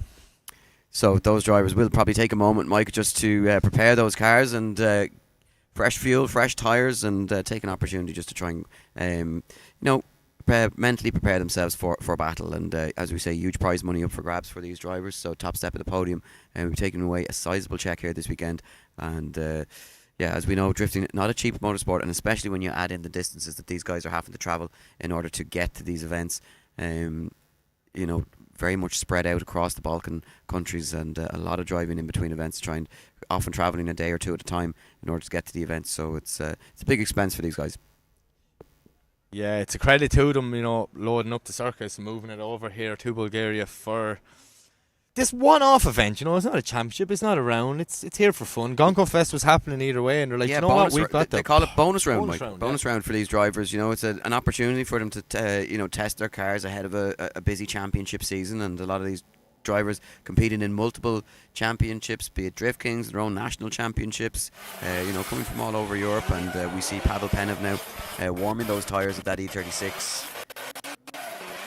Yeah, this is going to be a good battle now. I'm excited for this. E36, E92, two unbelievably prepared cars. So what's going to happen when him and Dekov go head to head here for a spot in the final, and then the loser will be getting a spot in that 3rd and 4th place playoff. So yeah, I've no idea, Mike. I wouldn't even normally I would try and call who I'm going to see who we'd see on the podium, even with 4 drivers left. I've no idea who's going to take top spot here today. It really is in the balance. I think it's going to take something special. I think Penev, if we look at Svetislav and Dekov, I think they've both been really strong in different ways throughout the competition. So I think this will be an interesting battle, but I think whoever driver, I know it might seem simple, but whichever driver makes the fewer mistakes. I think if you can nail your lead run, put pressure on the driver in the chase position, I think it could be... it could go either way for either driver. And any day, any one of these guys could win an event, so it's going to be super exciting to see what happens when we get to Marshall. I think they've both been attacking this first section, you know, the start of the scoring zone differently as well. So whichever one of those works out best. Pavl Penev going for it straight away. Nice, just gets a rear wheel into that first zone. And contact! Big contact there. Pavl shutting it down. He looked like he was a little bit off power when that contact happened. I definitely see a replay of that. Yeah, I mean, was he off power, and is that why he wasn't able to? That's why the chase car was so close. Guys, as they get out of the car, give them a round of applause. Not what we want to see. And yeah, look, he's okay. Svetislav Dekov, but did he get stuck just in? Did he get stuck, Mike? And I need to see the replay. It happens so fast. I'm wondering, did he allow the lead car to transition there from his own 1 to 2? We see the replay now. They leave the line, throwing it in. Yeah, look, I think Dekov is on the wrong line, Mike. I think Dekov, yeah, maybe. For a minute there, I was nearly looking at Pavl's back wheel going, what happened after he hit the bump real hard? But I think Dekov maybe just a little bit too aggressive. He knew Pavl was very fast. He had to throw everything at it from the start, and just unfortunately missed time in that transition. Can't get the car lock to lock because the bumper and the headlights and all are in the way. So hopefully it is just the bumpers. I wonder, is it something broken on the passenger side of that after the impact with the wall? Yeah, well, it went head first into the wall. No, but that's preventing it from steering. You can see. No, the steering actually could be okay. That was more so kind of front bumper rather than side. Could be cosmetic, hopefully. So we might get second half. I don't see any fluids on the ground, so that would be a good sign that there's not too much damage. Usually when drift cars go head first into a concrete wall, you know, there is signs that stuff's gone wrong. Yeah, so I mean, it looks as though it could be just cosmetic for now. He might have just got away with it. Yeah. I think he'd done a lot of slowing of the vehicle at that stage as well. But yeah, for me, Mike, I don't see anything major from the lead driver to have caused it. It does look to me as though Svetislav Dekov got himself kind of on the wrong side of the track and, you know, just impeded the lead driver and stopped him from actually transitioning towards the wall to that second zone. So we see the race drone flying over really fast there. Some cool shots, some cool camera angles here at the Gonco Fest, capturing all the action on track for everyone at home and everyone in attendance. We know there's a lot of people down the back in the car show watching us on the big screen there, just chilling, relaxing around the bar area. Looked like a bit of fun now, kind of. It's a shame we weren't commentating from there. Yeah, it would have been nice to be up there, but I think there would have been too many distractions, Mike. Yeah. That's why they said, you know, we better put these guys, they've got short attention spans, we better put them down somewhere where nobody can bother them, where they can't get distracted. Lock them in and leave them there. Forget about them. Just keep the aircon on so that they stay awake. Dekov is back in the car and he has a helmet on, okay? These guys are securing the bumper up. Eddie, I think we might be getting the second half of this battle. I think we might be. I hope we do. might. I really hope we are. But it looks as though we're going to move to the other Final Four battle with Kristaps Blues and Nikola Popov before we see, potentially see the second half of the other battle. So, quick look online to see has any result come true on the Drift Kings website, and it looks as though there is no decision come true there just yet. So, as I mentioned, guys, you can keep up to date with what's going on the live bracket on the Drift Kings website, but we are going to turn our attention to the semi-final. What an opportunity for Nikola Popov to take on one of the best in the business in Kristaps Blues. It's a good opportunity to make a name for yourself. That's steering on its own, no problems. Yeah, and I think we might be going to see the second half of that battle without any need for time in the pits or a 5-minute rule. So we have 2 cars on the line, Nikolai to lead and Kristaps to chase. I'm excited. Look at the concentration in the face of Kristaps Blues. Yeah, he concentration is visualising it. Slash, a lot of calmness. He's just very relaxed, very focused. He's done it all before, so he's not going to be intimidated by this. Nikola Popov is going to be. This is probably the real test for him, because regardless of what else is up for grabs, this is an opportunity to take down what's likely one of his heroes. And to be in that position as the higher qualifying driver, leading in Kristaps Blues in the Final Four at this very unique event with over 20,000 people in attendance, a real honour and a big step here for Nikola Popov in his career. As we wait for the marshals to give the order that the track is clear, safe and ready to run. Oh, I'm excited for this one now. What can Nikolai do? Yeah, in the lead position? He's going to have to shake off one of the best in the business in the chase. Well, here we go. We're going to find out. Nikolai to lead, Kristaps Blues to chase, to leave the line. Nice initiation from both guys. Blues is right there with him, nearly making contact on that first transition through clip 1. Lovely job from both guys. Nikolai on a lovely lead line, but Kristaps Blues is right there with him. This is the Kristaps Blues we're used to seeing, Eddie. He's getting up close and personal, pushing it through that zone, doing a good job in the chase. Watch him hang back now. Boom, transition through the inside clip, pushing it right up on his door, doing whatever he can to get as close to that E36, and he does a good job coming over the line. Really strong run there from Nikola Popov in the lead position as Kristaps starts to turn the screw a little bit. He's starting to turn it up, but look at this, really nice entry, really well managed in terms of getting over those bumps, and it was the first half of the run particularly really strong from Nikola Popov. Great lead line, in fairness. Washes a little bit wide there perhaps, and Kristaps Blues able to deal with it, fills this zone as it looks as though they're going to master the circuit through the final sections, but this is where it just starts to go a little bit wrong. Maybe a drop of a wheel here, maybe 2 wheels off track, and missing the final zone for Nikola Popov, and I think that could be just what handed maybe a slight advantage to Kristaps Blues going into the second half of this run, as now Kristaps with the clean air will do what he does best, Mike, and just start to find his form when it really matters, and this is what the best can do. They can just turn it on when it's really when it really matters. As you say, this is a test for Nikolai now, the Bulgarian driver. He's young, he's eager, he wants to go far in this crazy world of drifting. Well, he's going to have to prove it right here, right now, in front of his home crowd, with one of the best, in probably one of the best cars in the world in front of him. So let's see what Nikolai can do as he chases in Kristaps Blues. Straight in from both guys through the bumps. Kristaps doing a nice job. How did Nikolai not make contact there on that first transition as they're coming out to the long right hander? Kristaps Blues swashing a small bit wide, but doing a good job to keep that car on the circus. Nikolai is right there with him as they're coming back through the centre section transition, and did he just get lost in the smoke head?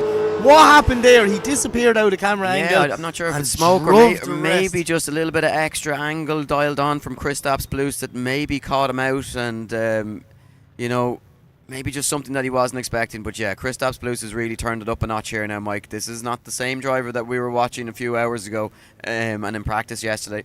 He's flicked that switch, he has. Yeah, yes. Yeah, and it's like, look, as we say, top level athletes. But just here, yeah, I mean, it's completely different from that angle. That angle changed everything. Yeah, initially I thought maybe Kristaps had dialed on a lot of angle, but I think it's just a mistake there from Nikola Popov. But Nikolai shut down and drove the last corner, so I would say, yep, there you have it. Kristaps Blues gets the win. He is going to the final, and Nikolai is going to the 3rd and 4th place playoff to fight for that 3rd step on the podium. So. Wow, that was a good one now. That was exactly what we were expecting here at Gonco Fest. 2 unbelievable drivers putting on a show for everyone in attendance, everyone in the multi-story car park, the VIP area. Place is packed, all eyes are on the track for the finale of the Drift Kings competition here.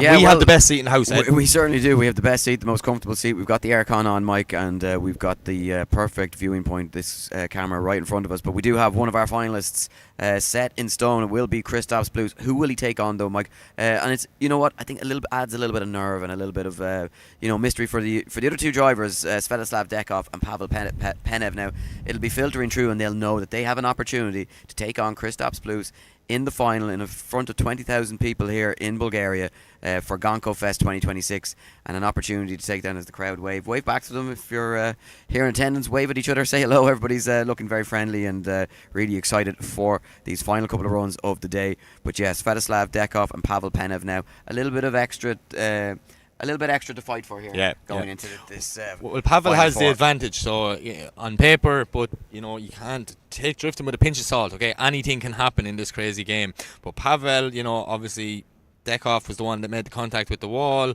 Pavl didn't really do much wrong in the lead, so it's going to be an advantage for the second half of this. I'm just really hoping that Dekov can get that car. We see an absolute legend doing donuts in the car park. You're real cool. Yeah, the police are also very. Yes, it's a nice Maserati. Maserati doing rings. Oh, and there's 4 police officers. I am drunk. Yeah, I'm sure he can afford to. They're actually blaming the wrong person. No. They're going to the right car. Oh, are they? Yeah.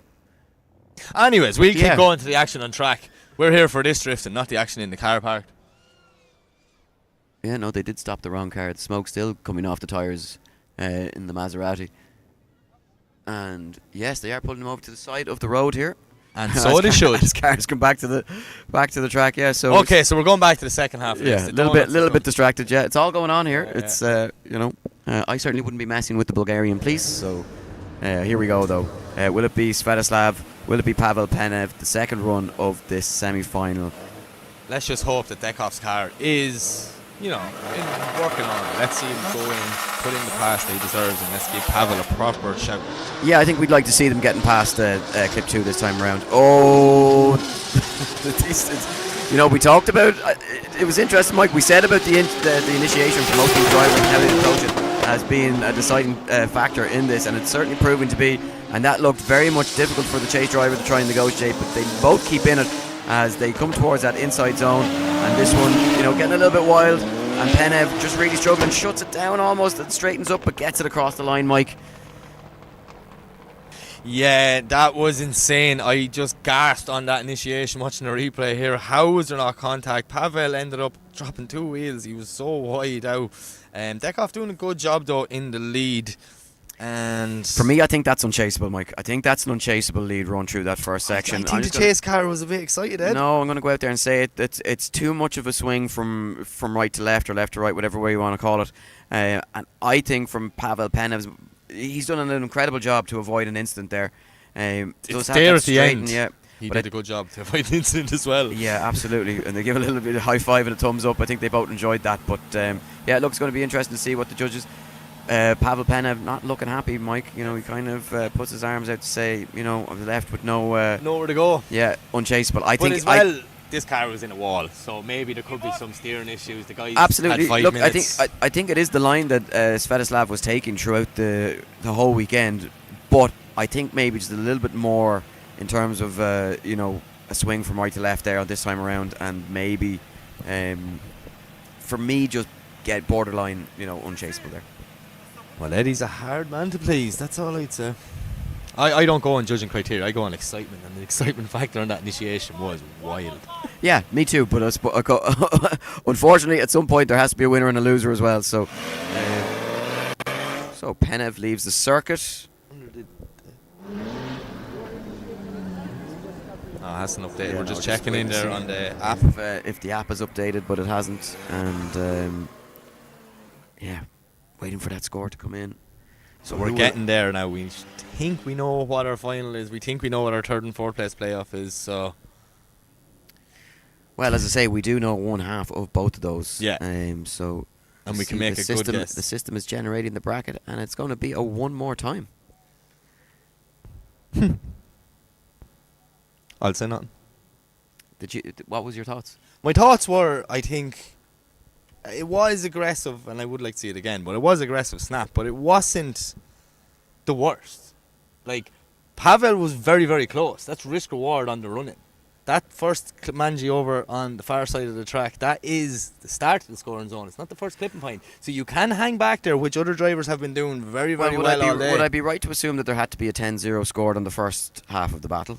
Yeah, that one So I'm not sure of. So was there a 10-0 on the second half as well? Because of the dropping the wheels, because he ended up out so wide before the first clip. So there you go. Yeah. Sorry, I'll teach you this drifting stuff, man. Stick with me. Yeah. Anyway, as we see the Interesting drone one. floating around, that is definitely an interesting one. Hopefully the guys in the truck, if you can hear us, get us up a replay there and let us watch this one more time. As we see the Red Bull arch just blowing in the wind. So, Mike, any update on our Maserati friend who was doing Well, look, rings? the police are still talking to him, as everyone in the grandstand is probably watching as well. So, you know, big deliberations going on with the judges on that decision. We don't know who's going to get the win of the King of the Cone competition, but to be confirmed. I'm going to say they were the best supercar rings I've ever been witness to.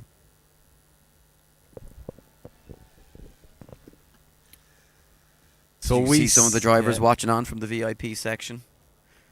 It's the VIP section is a brilliant location to watch drift, and I leaned on that barrier earlier watching practice, and like you're just looking down, like it's like being a drone. It's good vibes up there. You can see everybody having a good time, enjoying themselves. Lots of nice food, lots of nice drink. Ah, nice. The drone playing with people there in the car park. I think that's a good having a drift event beside the car park, multiple levels there. You know. Yeah, So it's very, very good for watching drifting. It really works. It certainly does. Yeah.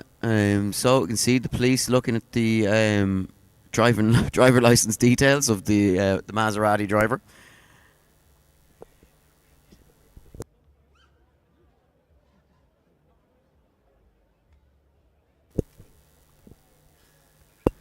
Our drone driver is or flyer, should I say, not a driver. He's definitely having fun here with everyone in the car park on the railings. Look, people waving there, happy drift fans, just enjoying themselves. Sun's gone down, temperature's gone down, so the vibes, you know, it's a bit better now. Yeah, not everyone's dying with the heat. Yeah, it's been a lot. It's been a long but enjoyable weekend for everybody that's been here in attendance. Lots of happy people waving to the drone, and sending love, and great to see people enjoying the action out on track. But we still don't have. It's been, you know what, the left side of the bracket, Mike, has been, I'm going to call it problematic. That's where the carnage. That's where the carnage has been. That's where the one more times have been. You know, where the crashes have been. Yeah, the DBs. And all I on mean, that side. you know, despite all the buy runs on that side of the bracket, that's where you know, there's been a real battle, a real war on that side, and they've really fought their way to this final four, and neither driver wanting to let go. Yeah. We did say that this morning, that anyone who got this far in competition truly deserves it. Like they are warriors. Like. Yeah, it was going to be hard earned and hard fought, and that's exactly what it's been. And it's been really exciting. I think it's a really great track. I think there are areas where they can make improvements to it, particularly just at the start of that scoring zone with the with just how, you know, uneven and unlevel the surface is. I think it's a little bit almost unfair, and that, you know, it's a wow factor though. It's a wow factor, but I think it's a challenge for the drivers, and it's look, some people have managed to handle it better. Yeah, and some people just didn't gel with it at all. I said that yesterday. It was like, it is actually one of them tracks that you would love a go at, just to see what it's like coming through that clip one with the bumps. We see the contact there.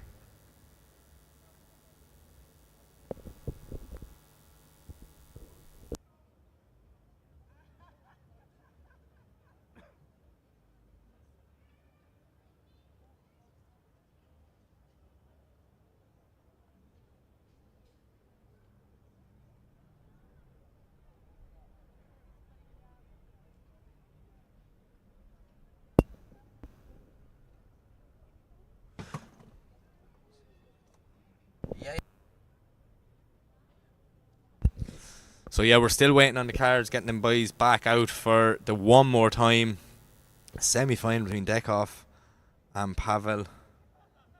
It's exciting. Like, both guys will know now they're going to have to pull something extraordinary out of the bag to secure a spot in the final. Both guys are gunning for it. They want to be there.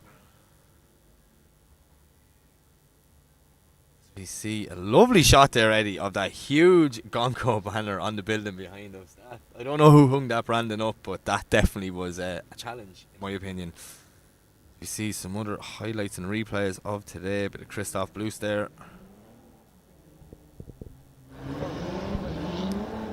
Yeah, so we can start to see some tyres being warmed, so it looks as though we will be back in action here momentarily. So Pavl Penev, 4th place qualifier. Svetislav Dekov, 8th place qualifier. Who's going to go through, Mike?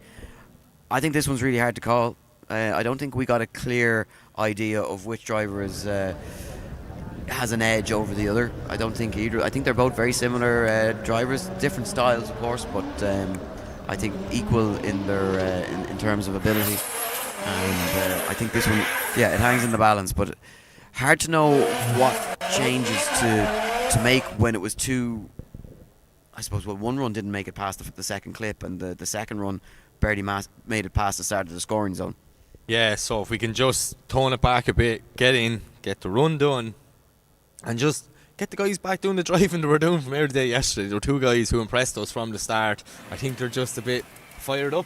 I think they're here, they're trying to put on the show, they're trying to get into that final. Maybe they want to battle Kristaps Blues, it could be a dream for them, you know. Not sure, but they got to figure this out because the judges couldn't separate them. Too many mistakes, accidents on the first one. So I'm excited for this. I think there's, you know, sometimes we learn, but one more times lads go away and they sit for a minute and they think, and they're like, right, how can I improve, or what can I do, or where can I tidy up or tighten up, and let's make this second half. Yeah, well, the spotters will have an opportunity just to say, you know, and I think they can see some heavy breathing there from Svetislav Dekov. He's nervous, Mike, and look, the adrenaline really starting to pick up. They want this spot in the final, and it's huge for these guys. They're trying to make a name for themselves. You know, they're trying to build their careers and build their, you know, their personas as well. So there's a lot at stake here. It's a you know, a lot of eyes on this event. It's a big deal for these drivers. So yeah, it's only right and only natural that they'll be feeling the pressure a little bit in the cockpit of these vehicles. So we just are waiting on Pavl to make his way to the line. Have Dekov sitting there. Pavl going to go out on a limb and say he's in the burnout box, Eddie. Well, it looked as though he was in there a few minutes ago, Mike, but no sign of him yet. Hopefully, you know, we don't want to see any mechanical issues come into play now at the end. See a cool shot there of our circuit. Lovely teardrop shape, as you said earlier. Normally these custom circuits are the best for drifting, and maybe this one here in Bulgaria might be just added to that list.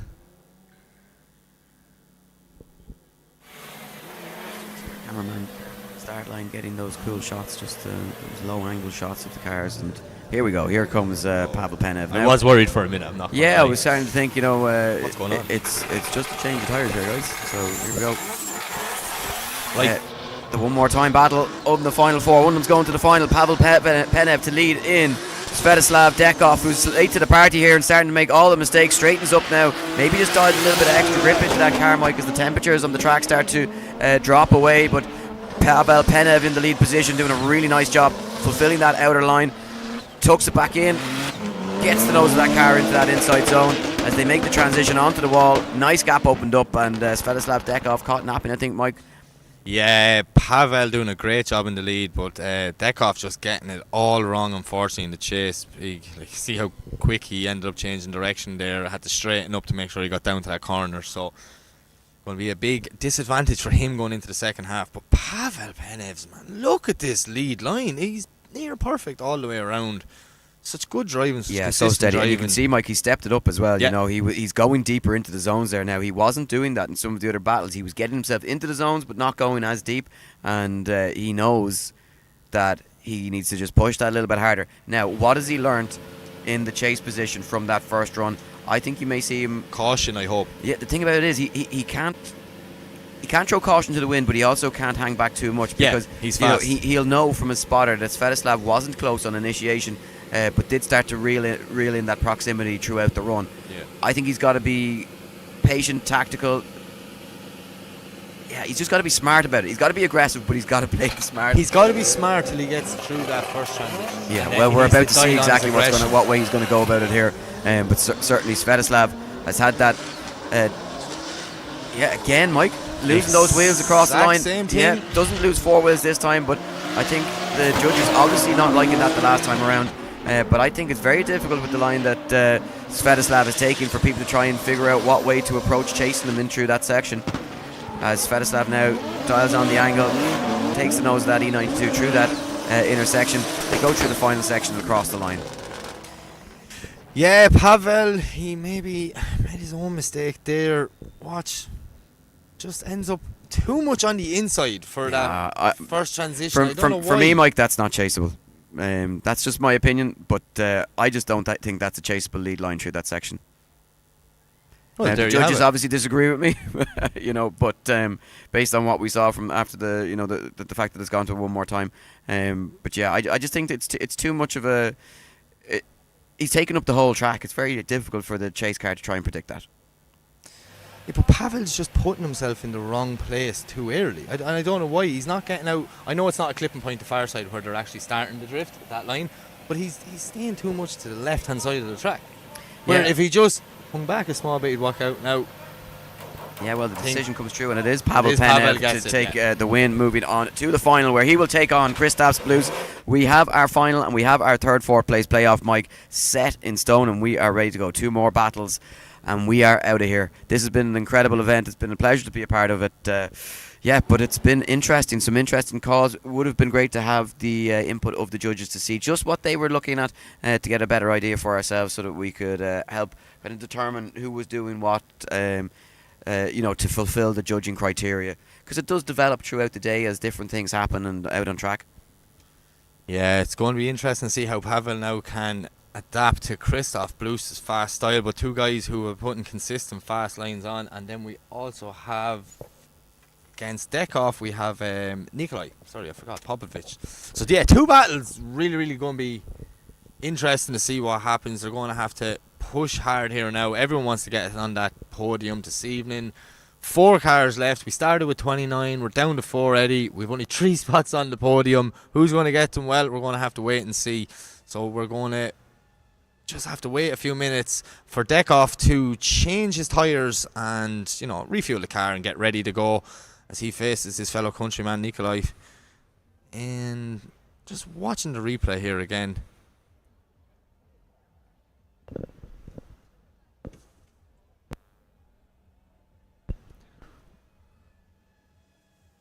And work the crowd.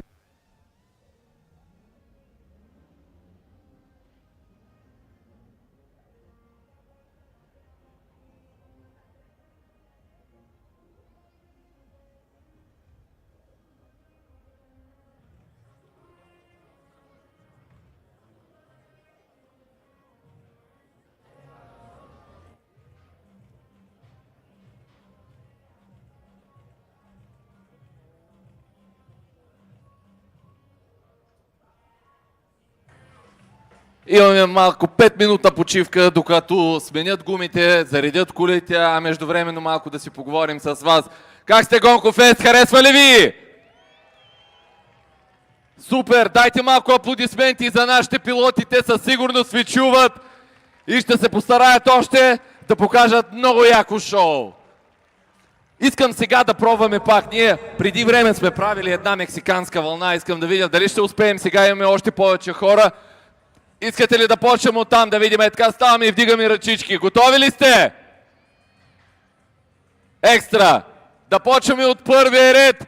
3, 2, 1, давай! Оп! Продължаваме! Дай!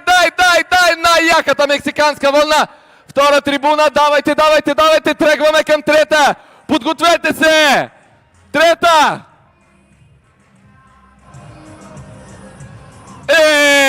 Ваши аплодисменти за всички вас! Това е най-яката и никой не се удави, нали така?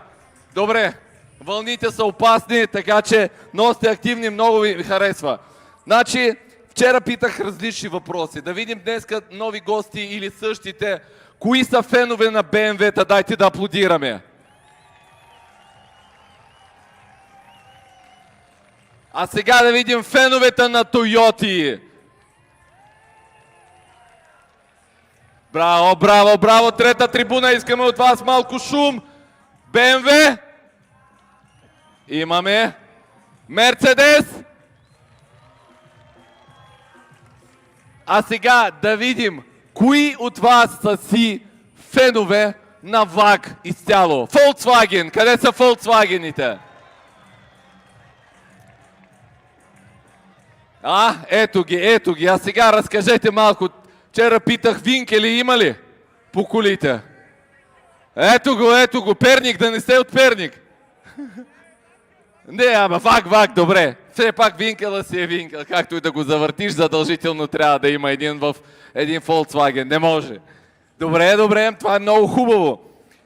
Кой от вас би предпочел, както питах, дали вечерта при една тежка, някаква изморенци на работа, тегаво ти е нещо супер гадно, обаче седнеш ли в колата си, пуснеш леко музичка, нощен град,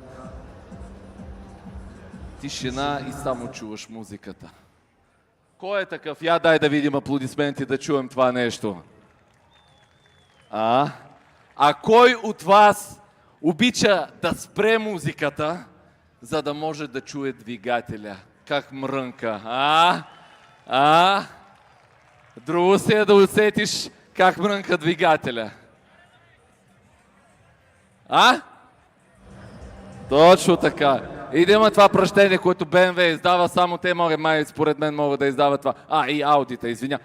Чакайте, не съм питал за Ауди, дайте да чуем Ауди, фенове! Значи имаме тук от всичко по-малко събране. И Ауди. Добре, кои коли съм забрал? Италианци, кой харесва италиански коли? Има фенове на италиански коли. Браво. Френски коли? Имаме френски коли. Пежо? Или Ситроен? Или Рено? Кои са те? Ето, показва. Тя харесва. Добре, някои коли да сме изпуснали. Май всичко. Американски коли. Дайте да чуем американски коли. Тези с големи двигатели. Мустангчета, Добре са. Какво изпускаме? Дайте някой да ми подсети още някакви коли. Порш? Хонда! Хонда! Да, дайте Хонда да видим. Хонда си е Хонда.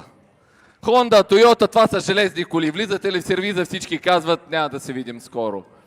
Обаче BMW, както коментирахме, със сигурност си имат бързо набиране, един сервиз, един репатрак и един приятел, който казва, че разбира от коли. И един приятел, който винаги ще го извикате, когато купувате една кола, ще каже, аз разбирам всичко, брат. Ще ти изберем най-добрата кола. И след една седмица, като си в сервис и сменяш всичко и ти кажеш, брат, нали разбираше от коли? Казва, да, брат, ама твоята кола не оцелих ми късмета, така че случва се. Нали, на кой му се е случвало такова? Дайте да видим аплодисменти. Връщаме се към колегите. Дайте до после. Дайте още аплодисменти за нашите пилоти. Is it going to be Nikola Popov or will it be Svetislav Dekov? Well, the two surnames rhyme, Mike, so it'll be Dekov versus Popov. It's about to pop off right now, Eddie. You've been waiting all day to say I'm that. so excited. I've held that one for so long. Here we go. Popov to lead in, Dekov. And Popov, he's had a really strong line and he's pulling the gap here nice and early, but here comes E92 as Svetislav Dekov goes to try and claw his way back into this one. Look at the speed from both drivers as they fire around this circuit. They've been on form all weekend and they're really getting to grips and getting comfortable out here. But now they've got a battle for that final spot on the podium. And Nikola Popov in the lead position doing a really solid job. The third place qualifier this weekend. And he's looking strong for that spot on the podium, Mike. Yeah, Nikola very, very fast there. And Dekov not really having an answer for the speed of the E36. Really has that car set up and dialed in for this circuit here at Gonco Fest. But yeah, just look at the speed of him watching the replay here. He's doing a great job in the lead position. But like Dekov, he does reel him in, but you know, he's not too deep in the clips. He's not exactly where he should be. He's trying to cut the track in places to get the proximity. And he still can't get it back. That's the funny thing. And when you look down to it, like, you know, the chase car probably has 100, 150 more brake horsepower and still can't find the speed that E36 has. Yeah, but that's where setup just becomes so important, Mike. And, you know, just driver ability and Nikola Popov. Well, I think they're both really quality drivers, but Nikola Popov just obviously very clued in. And he's just gelled so well with this circuit, and We see Dekov leaving the circuit there, looking like he's after calling maybe a 5-minute rule. They want to play the guessing game.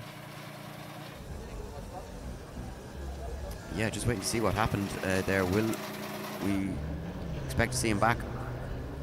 Yeah, no, we're getting a... I've seen that signal before this weekend, Mike, and it meant that was somebody retiring from competition. Not sure. Hopefully that's not the case. We do want to see this, decided on the track.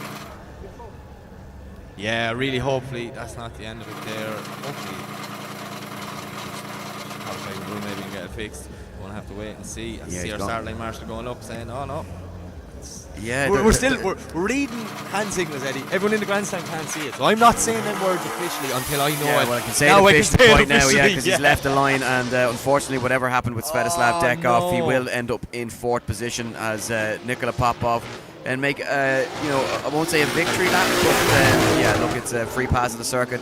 He's going for it, Mike, absolutely wild, really pushing as hard as he can to try and put on a show for the fans. No pressure on this one. He'll be absolutely buzzing behind the wheel of that E36. Nice way to start the campaign for 2026 with some silverware to take home as he prepares to send that car to Europe for the Irish Drift Series for the remainder of the 2026 season. As we see Dekov standing there clapping him on the side of the track. Obviously just something mechanically going wrong with that car. Very unfortunate. The third place is secure on the podium. That means there's 2 more steps and we need to figure out who's going top and who's going number 2, Ed. So the final is about to kick off. This is it, the last battle of the weekend here at Gonco Fest. It will be Pavl Penev versus Kristaps Blues, E36 versus E92, BMW on BMW. Who's seen that one coming? Probably me, not going to lie, Eddie. But yeah, I am super pumped. I'm going to give this one absolutely everything because I know these 2 boys are driving like warriors here all weekend, putting on a show for everyone in attendance, all the people tuning in around the world on the live stream. Definitely putting on a show for me and you, Ed. And yeah, come on, send them. Just send them. Yeah, well, it's interesting that Kristaps, he's kind of played second fiddle in terms of like all his battles, or most of his battles so far. He's been the chase driver in the first run. Now Pavl Penev has that opportunity in the final to lay down the lead run of a lifetime and try and apply some pressure to Kristaps Blues and give himself an advantage going into the second half of this run. 2 more passes of the circuit and Gonco Fest 2026 will be in the books. E36 versus E92, and Mike, the 2 drivers are waiting for the thumbs up from the marshal, and we are ready to go. Pavl Penev to lead in Kristaps Blues. They slam through the gears and they get ready to send these cars sideways. Penev on the perfect lead line right from the get-go as he looks to try and open up a gap, but Kristaps Blues is right there as he transitions behind him, tucks himself in and tries to find the door. He comes hunting for it, he finds it through this long pull as they make their way around and shape themselves up for the inside zone. Penev goes for it. Kristaps Blues is right there on the door, pushes them across the line, Mike. What a first run of the final battle of the day. A very, very good run there. Pavl Penev, though, I think I might have seen his first kink in the armour, Ed. He was a little bit shallow. Maybe he was really concerned about being fast, trying to get away from Kristaps Blues, which he was not able to do. But watch here now as he comes into the outer zone. He's barely in there, where before we seen him right putting the wheel on that outer line, nearly exactly what the judges asked. But Kristaps Blues showing why he is one of the best in the world in the chase position right here. Look at that, getting up close and personal right on his door and just pushing him over the line. This one is super excited. I'm telling you, Eddie, I am buzzing for this one now, so let's see what happens when we swap them around. Kristaps Blues knows what it takes to win the event. Pavl Penev is here to make a name for himself this weekend, and I think he's going to do a fantastic job at this one. We see this HGK Eurofighter sitting there ready to go with a very, very aggressive driver behind the wheel. Pavl is going to have to throw absolutely everything at it for this last run as they come down, making their way to the initiation zone. Look at Kristaps Blues using every bit of them 900 brake horsepower. Pavl Penev not having the answers. Blues puts his foot to the floor, doing whatever he can. Pavl now trying to reel him in as they come through the long right-hander corner, entering that zone. Oh, Pavl is right there with him. How did he not make contact on that transition, Ed, as they come through the last corner and over the finish line? Yeah, Pavl Penev bringing the fight through the final sections, Mike. But all I think It might have been lost at the start. It's all lost at the start here Yeah. because Kristaps Blues, as we say, he saved the best for last when it really mattered. Big straight in there from Pavl Penev through that section, and he's caught on the inside of the circuit. And from there, I mean, it's pretty much game over here, barring a mistake from Kristaps Blues, which you're not going to get at this stage of the competition. Fills that outer zone lovely. This is where the proximity starts to come here from Pavl Penev, but I think it's just it is just that little bit too late, and unfortunately those mistakes. But look, I think he'll enjoy those shots. He'll enjoy that opportunity to go up against one of the biggest names in the sport, a man who has represented Europe on every stage, and what an opportunity for Pavl Penev. But I think he's going to have to settle for second place, which is not necessarily something that he will be unhappy with here. A huge opportunity for him to showcase his ability, and no shame in coming second place to Kristaps Blues. So guys, we will have a podium ceremony very shortly once we get get confirmation that we do have a decision. Yeah, I think we do. Our marshals send them back down. So for everyone in attendance, the podium is at the back of the grandstand. We are going to be doing the award ceremony here, and make sure and come down and celebrate with your favourite drivers. All these guys putting on a show for our entertainment all weekend here at Gonco Fest. But I think, Eddie, from me and you, we're going to leave it here, pass back over to our local commentator. My name's been Mike Leeson. Thank you so much for paying attention and enjoying the show, and hopefully we'll see you guys again at Gonco Fest.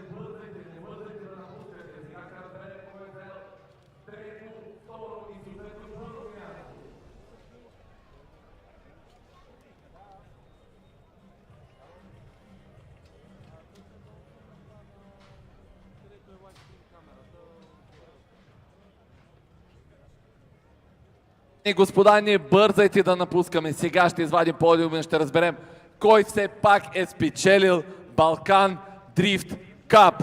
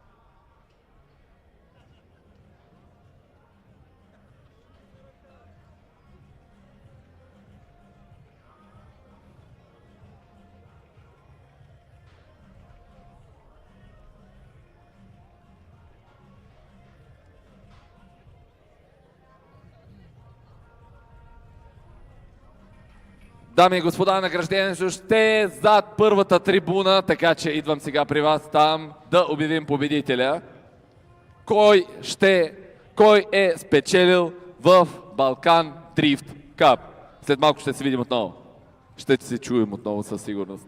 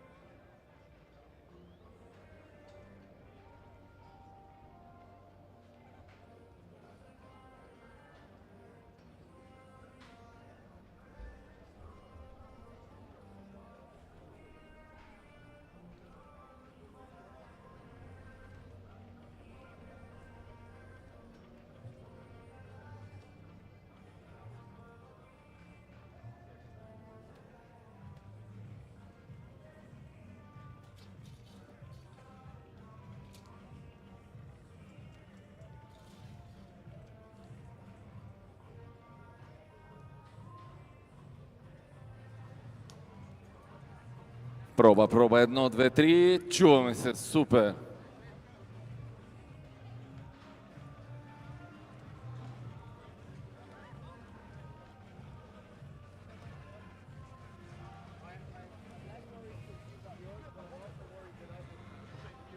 Шампанското е тук, подиума е тук. Очакваме сега и състезатели, за да обявим кой е спечелил в Балкан Дрифт Кап. Браво, супер, много хора се събират. Дайте да чуем малко емоции от вас. Хареса ли ви? Дайте шум!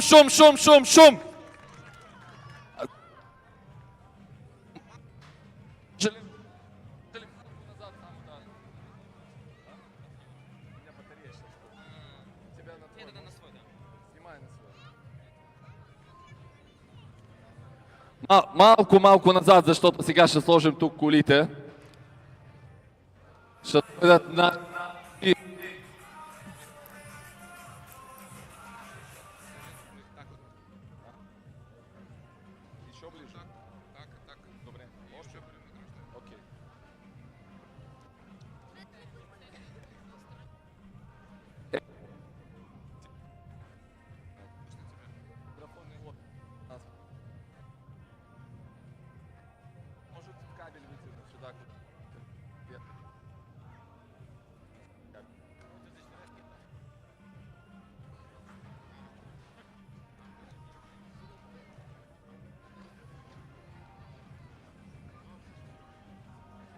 Чакаме, няма за сега нито една камера.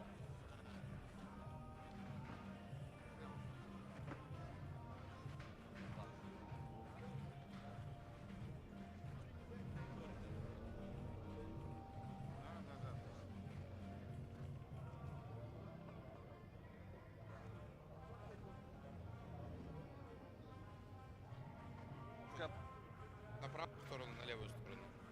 Хорошо? Дами и господа, да ви помоля така да направим плашка, да сме от двете страни и тук да има място, понеже сега пилотите искаме да ги докарат колите точно тук, всички вие да ги видите на живо. Така малко да се разстъпим. Благодаря ви много за разбиране.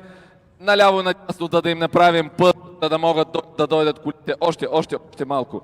Още малко назад, моля ви се. Още. Извинявайте. Още. Понеже 3 коли трябва да застанат тук, така че трябва да им направим малко повече място. И 3-те коли...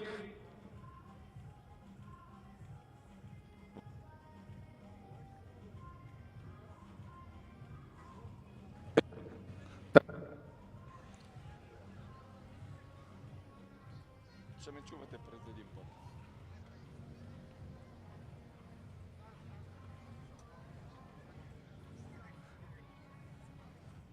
Изчезва. Така, място сме подготвили. Ще стоя по-близо до тях, защото като мръдна от трибуната, веднага изчаква. Идват ли наши финалиста, да видим кой е човека, който ще застане на ето това място.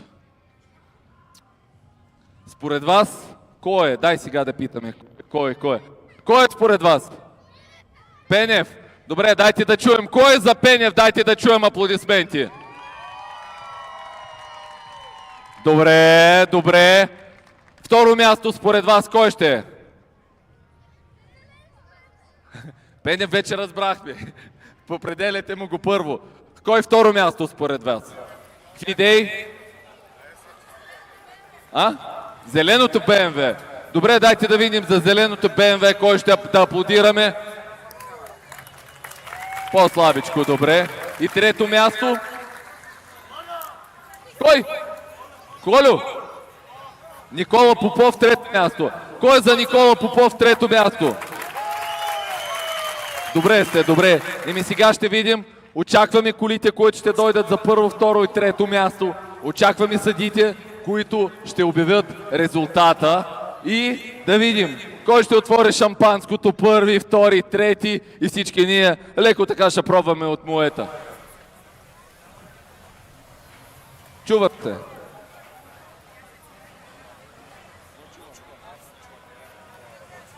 Така че Балкан Дрифт Кап ще приключи след малко с обявяване на наш победител. Да видим кой ще е този късметлия. 2 дена бяхме тук, много емоции, много слънце. Вчера за малко да ни завали дъжд, някой може би заваля, днеска не. Няколко дена преди това тук малко и хвилини и магии правихме само да не завали по време на фестивала, за да може всеки един от вас да се наслади. Чувам тук някакви звуци. Наши пилоти ли са или съседни? Дай да видим. Пилотите идват насам, пътуват. Молят само да внимавате там кой на къде мърда, за да имаме място. Нашия генерален спонсор SSG подготвили специална изненада. Специална изненада. Подарък, малко се разтъпете.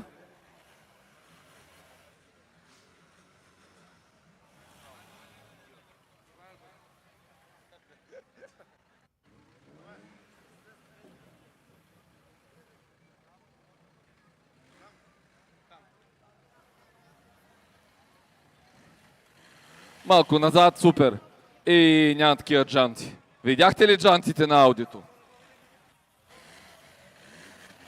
Със сигурност не паркира близо до бордюра. И не дава на жената да кара това ауди да го паркира, защото цялото ще е отрано. Със сигурност джантите. Кой сега? Сега да се признаем. Дайте да се признаем всички шофьори. Кой поне веднъж е драскал джантата си при паркирането до бордюра? Айде да се признаем. Аплодисменти. Кой? Аз със сигурност съм го правил, така че някой от вас, ето, дайте аплодисменти да аплодираме истината. Няма лошо, случва се. Ето го е нашия човек. Нашия пилот. Номер 1. Ти си винаги номер 1. Ти си винаги номер 1. Символа на Gonco Fest. Дайте да аплодираме на него.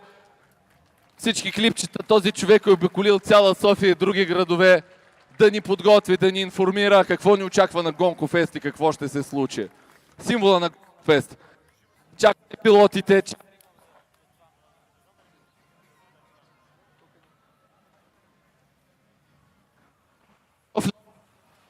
Ще ни помогнеш с избора. Според теб, кой ще е? Ние тук преди малко говорихме единия, втория, третия, така че не чуваш добре. Няма проблем. Ти ще... Изненада ще, нали? Изненада, супер. Ти ще му връчиш купата.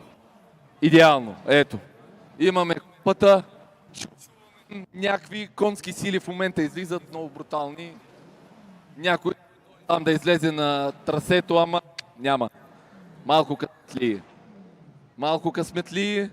Чакаме пилотите, за да можем да връчим съответно нашите купи и да разберем резултата. Това е най-важното. За Балкан Дрифт Кап, кой е печелившия? Кой ще е човека, който ще спечели първото място?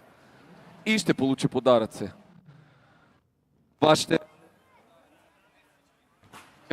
Да.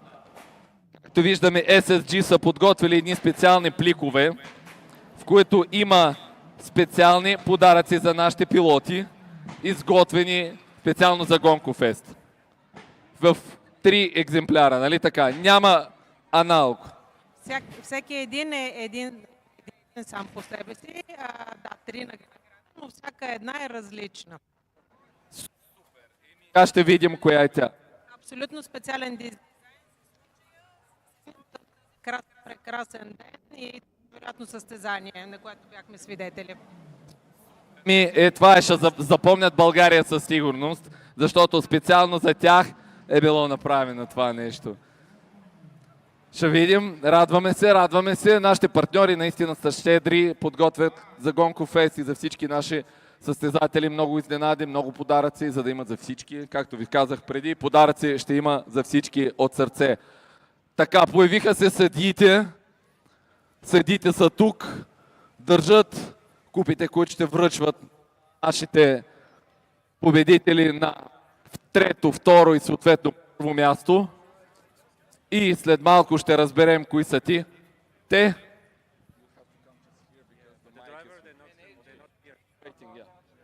Чакаме шофьорите всеки момент, за да можем да разберем кои са. Wait, just look. Yeah. Take care. Тези доста интересни купи. Can I just show it to the camera? Can I just show it to the camera?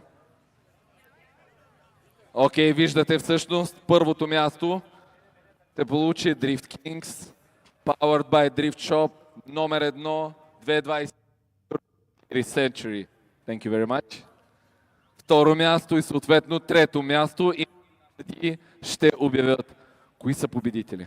Защото този момент със сигурност и за нашите пилоти е много важен и притеснителен. Всеки един от тях, както разбрахте още докато ги интервюирах, извън пистата са си приятели, помагат си, асистират си, но в момента, който застанат на старта, почва състезанието. И никой не е готов да отстъпи. Дори и на дама. Спорта си е спорт. Там всички сме равни. Добре, чакаме пилотите всеки момент да се появят и да видим колите им. Ще можем да се снимаме и да получим автографии и от пилоти и да се снимаме, разбира се, с тях. Защото все пак да се снимаш с пилот на първо, второ и трето място от Балкан Дрифт Кап, история си е история. Както и да го погледнеш. Така че гледаме, чуваме, очакваме. Всички, какво се случва?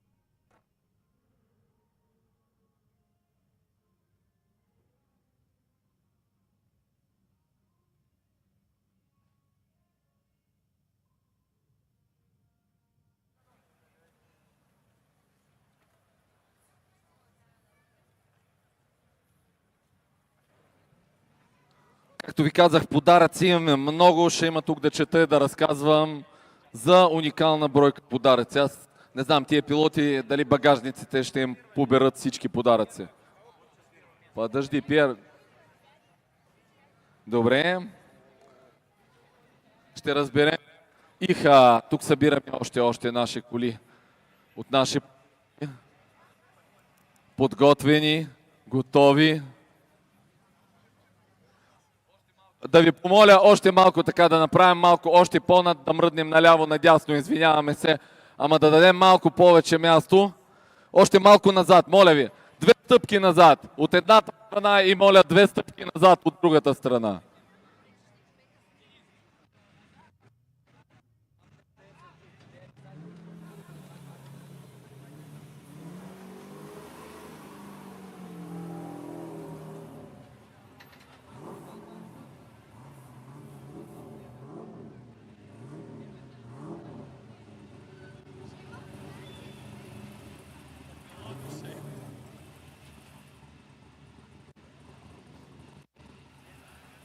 Дайте да аплодираме за наши трима финалисти!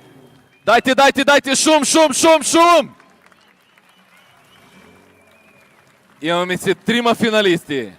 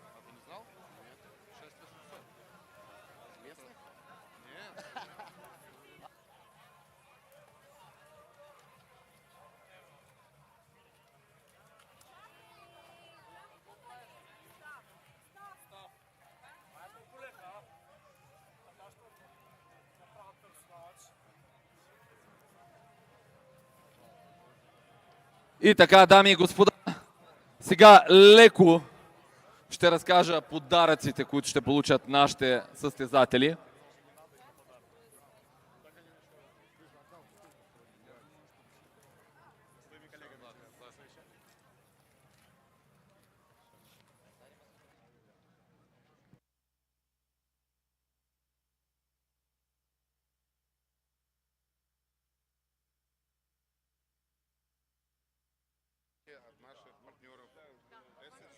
И сега ще обявя подаръците, които ще получат съответно нашите състезатели. А къде е третия? Не виждам. Един, двама. Къде е третия пилот?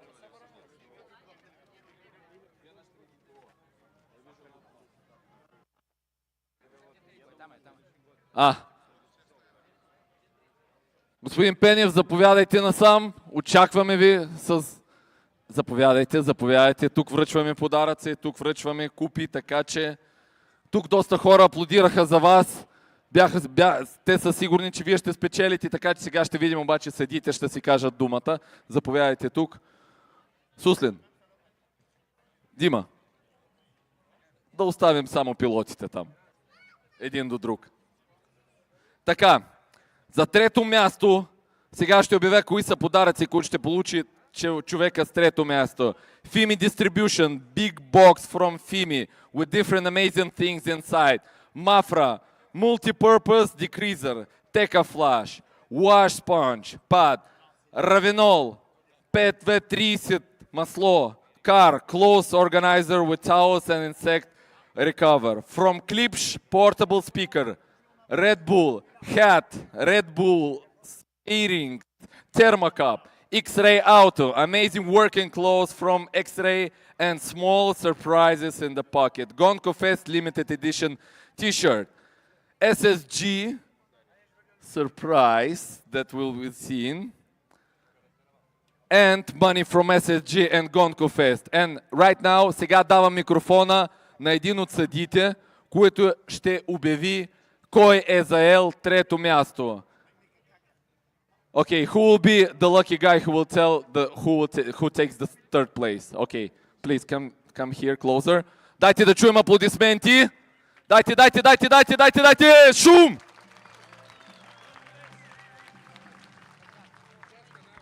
So the third place is Nikola Pavl.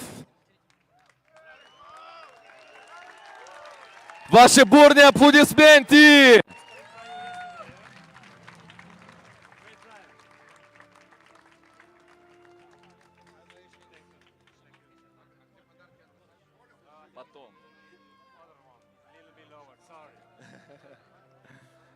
Сега, за второ място. Добре, за трето място. Подаръци, обаче искаме да отворим и да видим. Можем ли да отворим? Искам да покажем на всички наши гости какво е и да ни разкажете. Какво е подготвил SSG специално за вас. Такова нещо второ няма. Това е дизайн специално за това състезание, ексклюзивно за Гонко. Една златна значка с един черен диамант. Да ви напомня за асфалта тук. Уникална джанта, специално с диамант в центъра. Ваши аплодисменти от SSG. Най-добрите спонсори са на Gonco Fest. Няма такова в България второ. За второ място, подаръци, Fimi Distribution, Big Box from Fimi with different amazing things inside, Mafra, Multi-Purpose Decreaser, Decafly, Wash Sponge, Pad, Ravenol 5V30, масло, Car Close Organizer with towels and crease remover. From Klipsch, Power Portable Speaker with dual drivers and dual passive radiators, Red Bull, Hat, Red Bulls, Keyrings, Thermocup, X-Ray Auto, amazing working clothes from X-Ray and small surprise in the pockets. Gonco, Limited Edition T-shirt, SSG, също ще подари техен подарък. Подарък, което е с паричен подарък от SSG и Gonco Fest. И давам микрофона, за да разберем кой е печелившия за второ място. Please.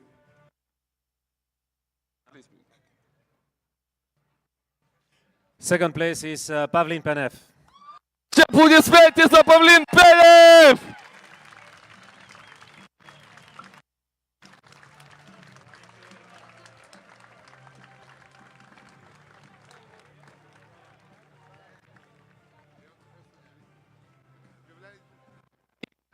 Ви казах, подарък специален. Отворете да си го видите. Вашата значка е с рубин. Както казах, всяка една е различна. Всичките са от злато. Тази е с рубин. Със здраве, да си я носите и много успехи за в бъдеще. Дайте аплодисменти и за нашите партньори. И сега, първо място вече разбрахме. Подаръците са и разбира се, I'll give who's the first winner. We already understood. The winner is from Latvia, Kristaps. Ваши аплодисменти на Kristaps.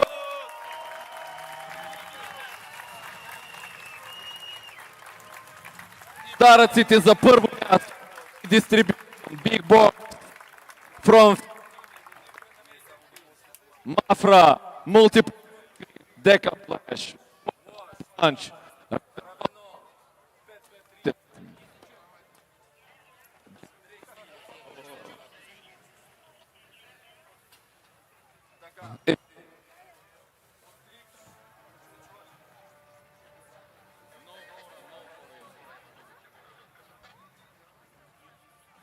Така, Red Bull, Red Bulli, ключодържатели, Така, подготвени ли сме? И сега ще най-якия момент.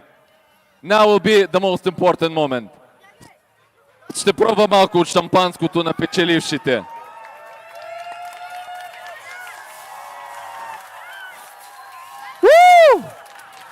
Балкан Дрифт Кап! Направихме го!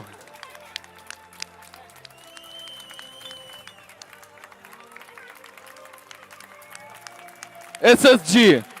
Само не казахме за първо място какъв камък имаме вътре. Бял диамант. Бял диамант за първо място! Балкан Дрифт Кап! Gonco Fest! Вие сте най-добрите! Благодарим ви! Аплодисменти за всички вас! Дайте да чуем за всички вас, всички, които сте дошли и сте повярвали в Gonco Fest. Направихме го и за всички наши пилоти. Дайте още шум! Шум, шум, шум, шум, шум!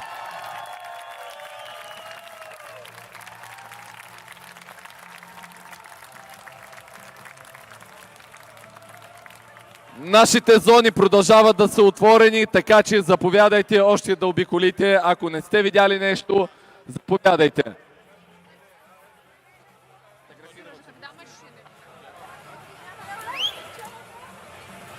Сега може да се снимате с нашите пилоти.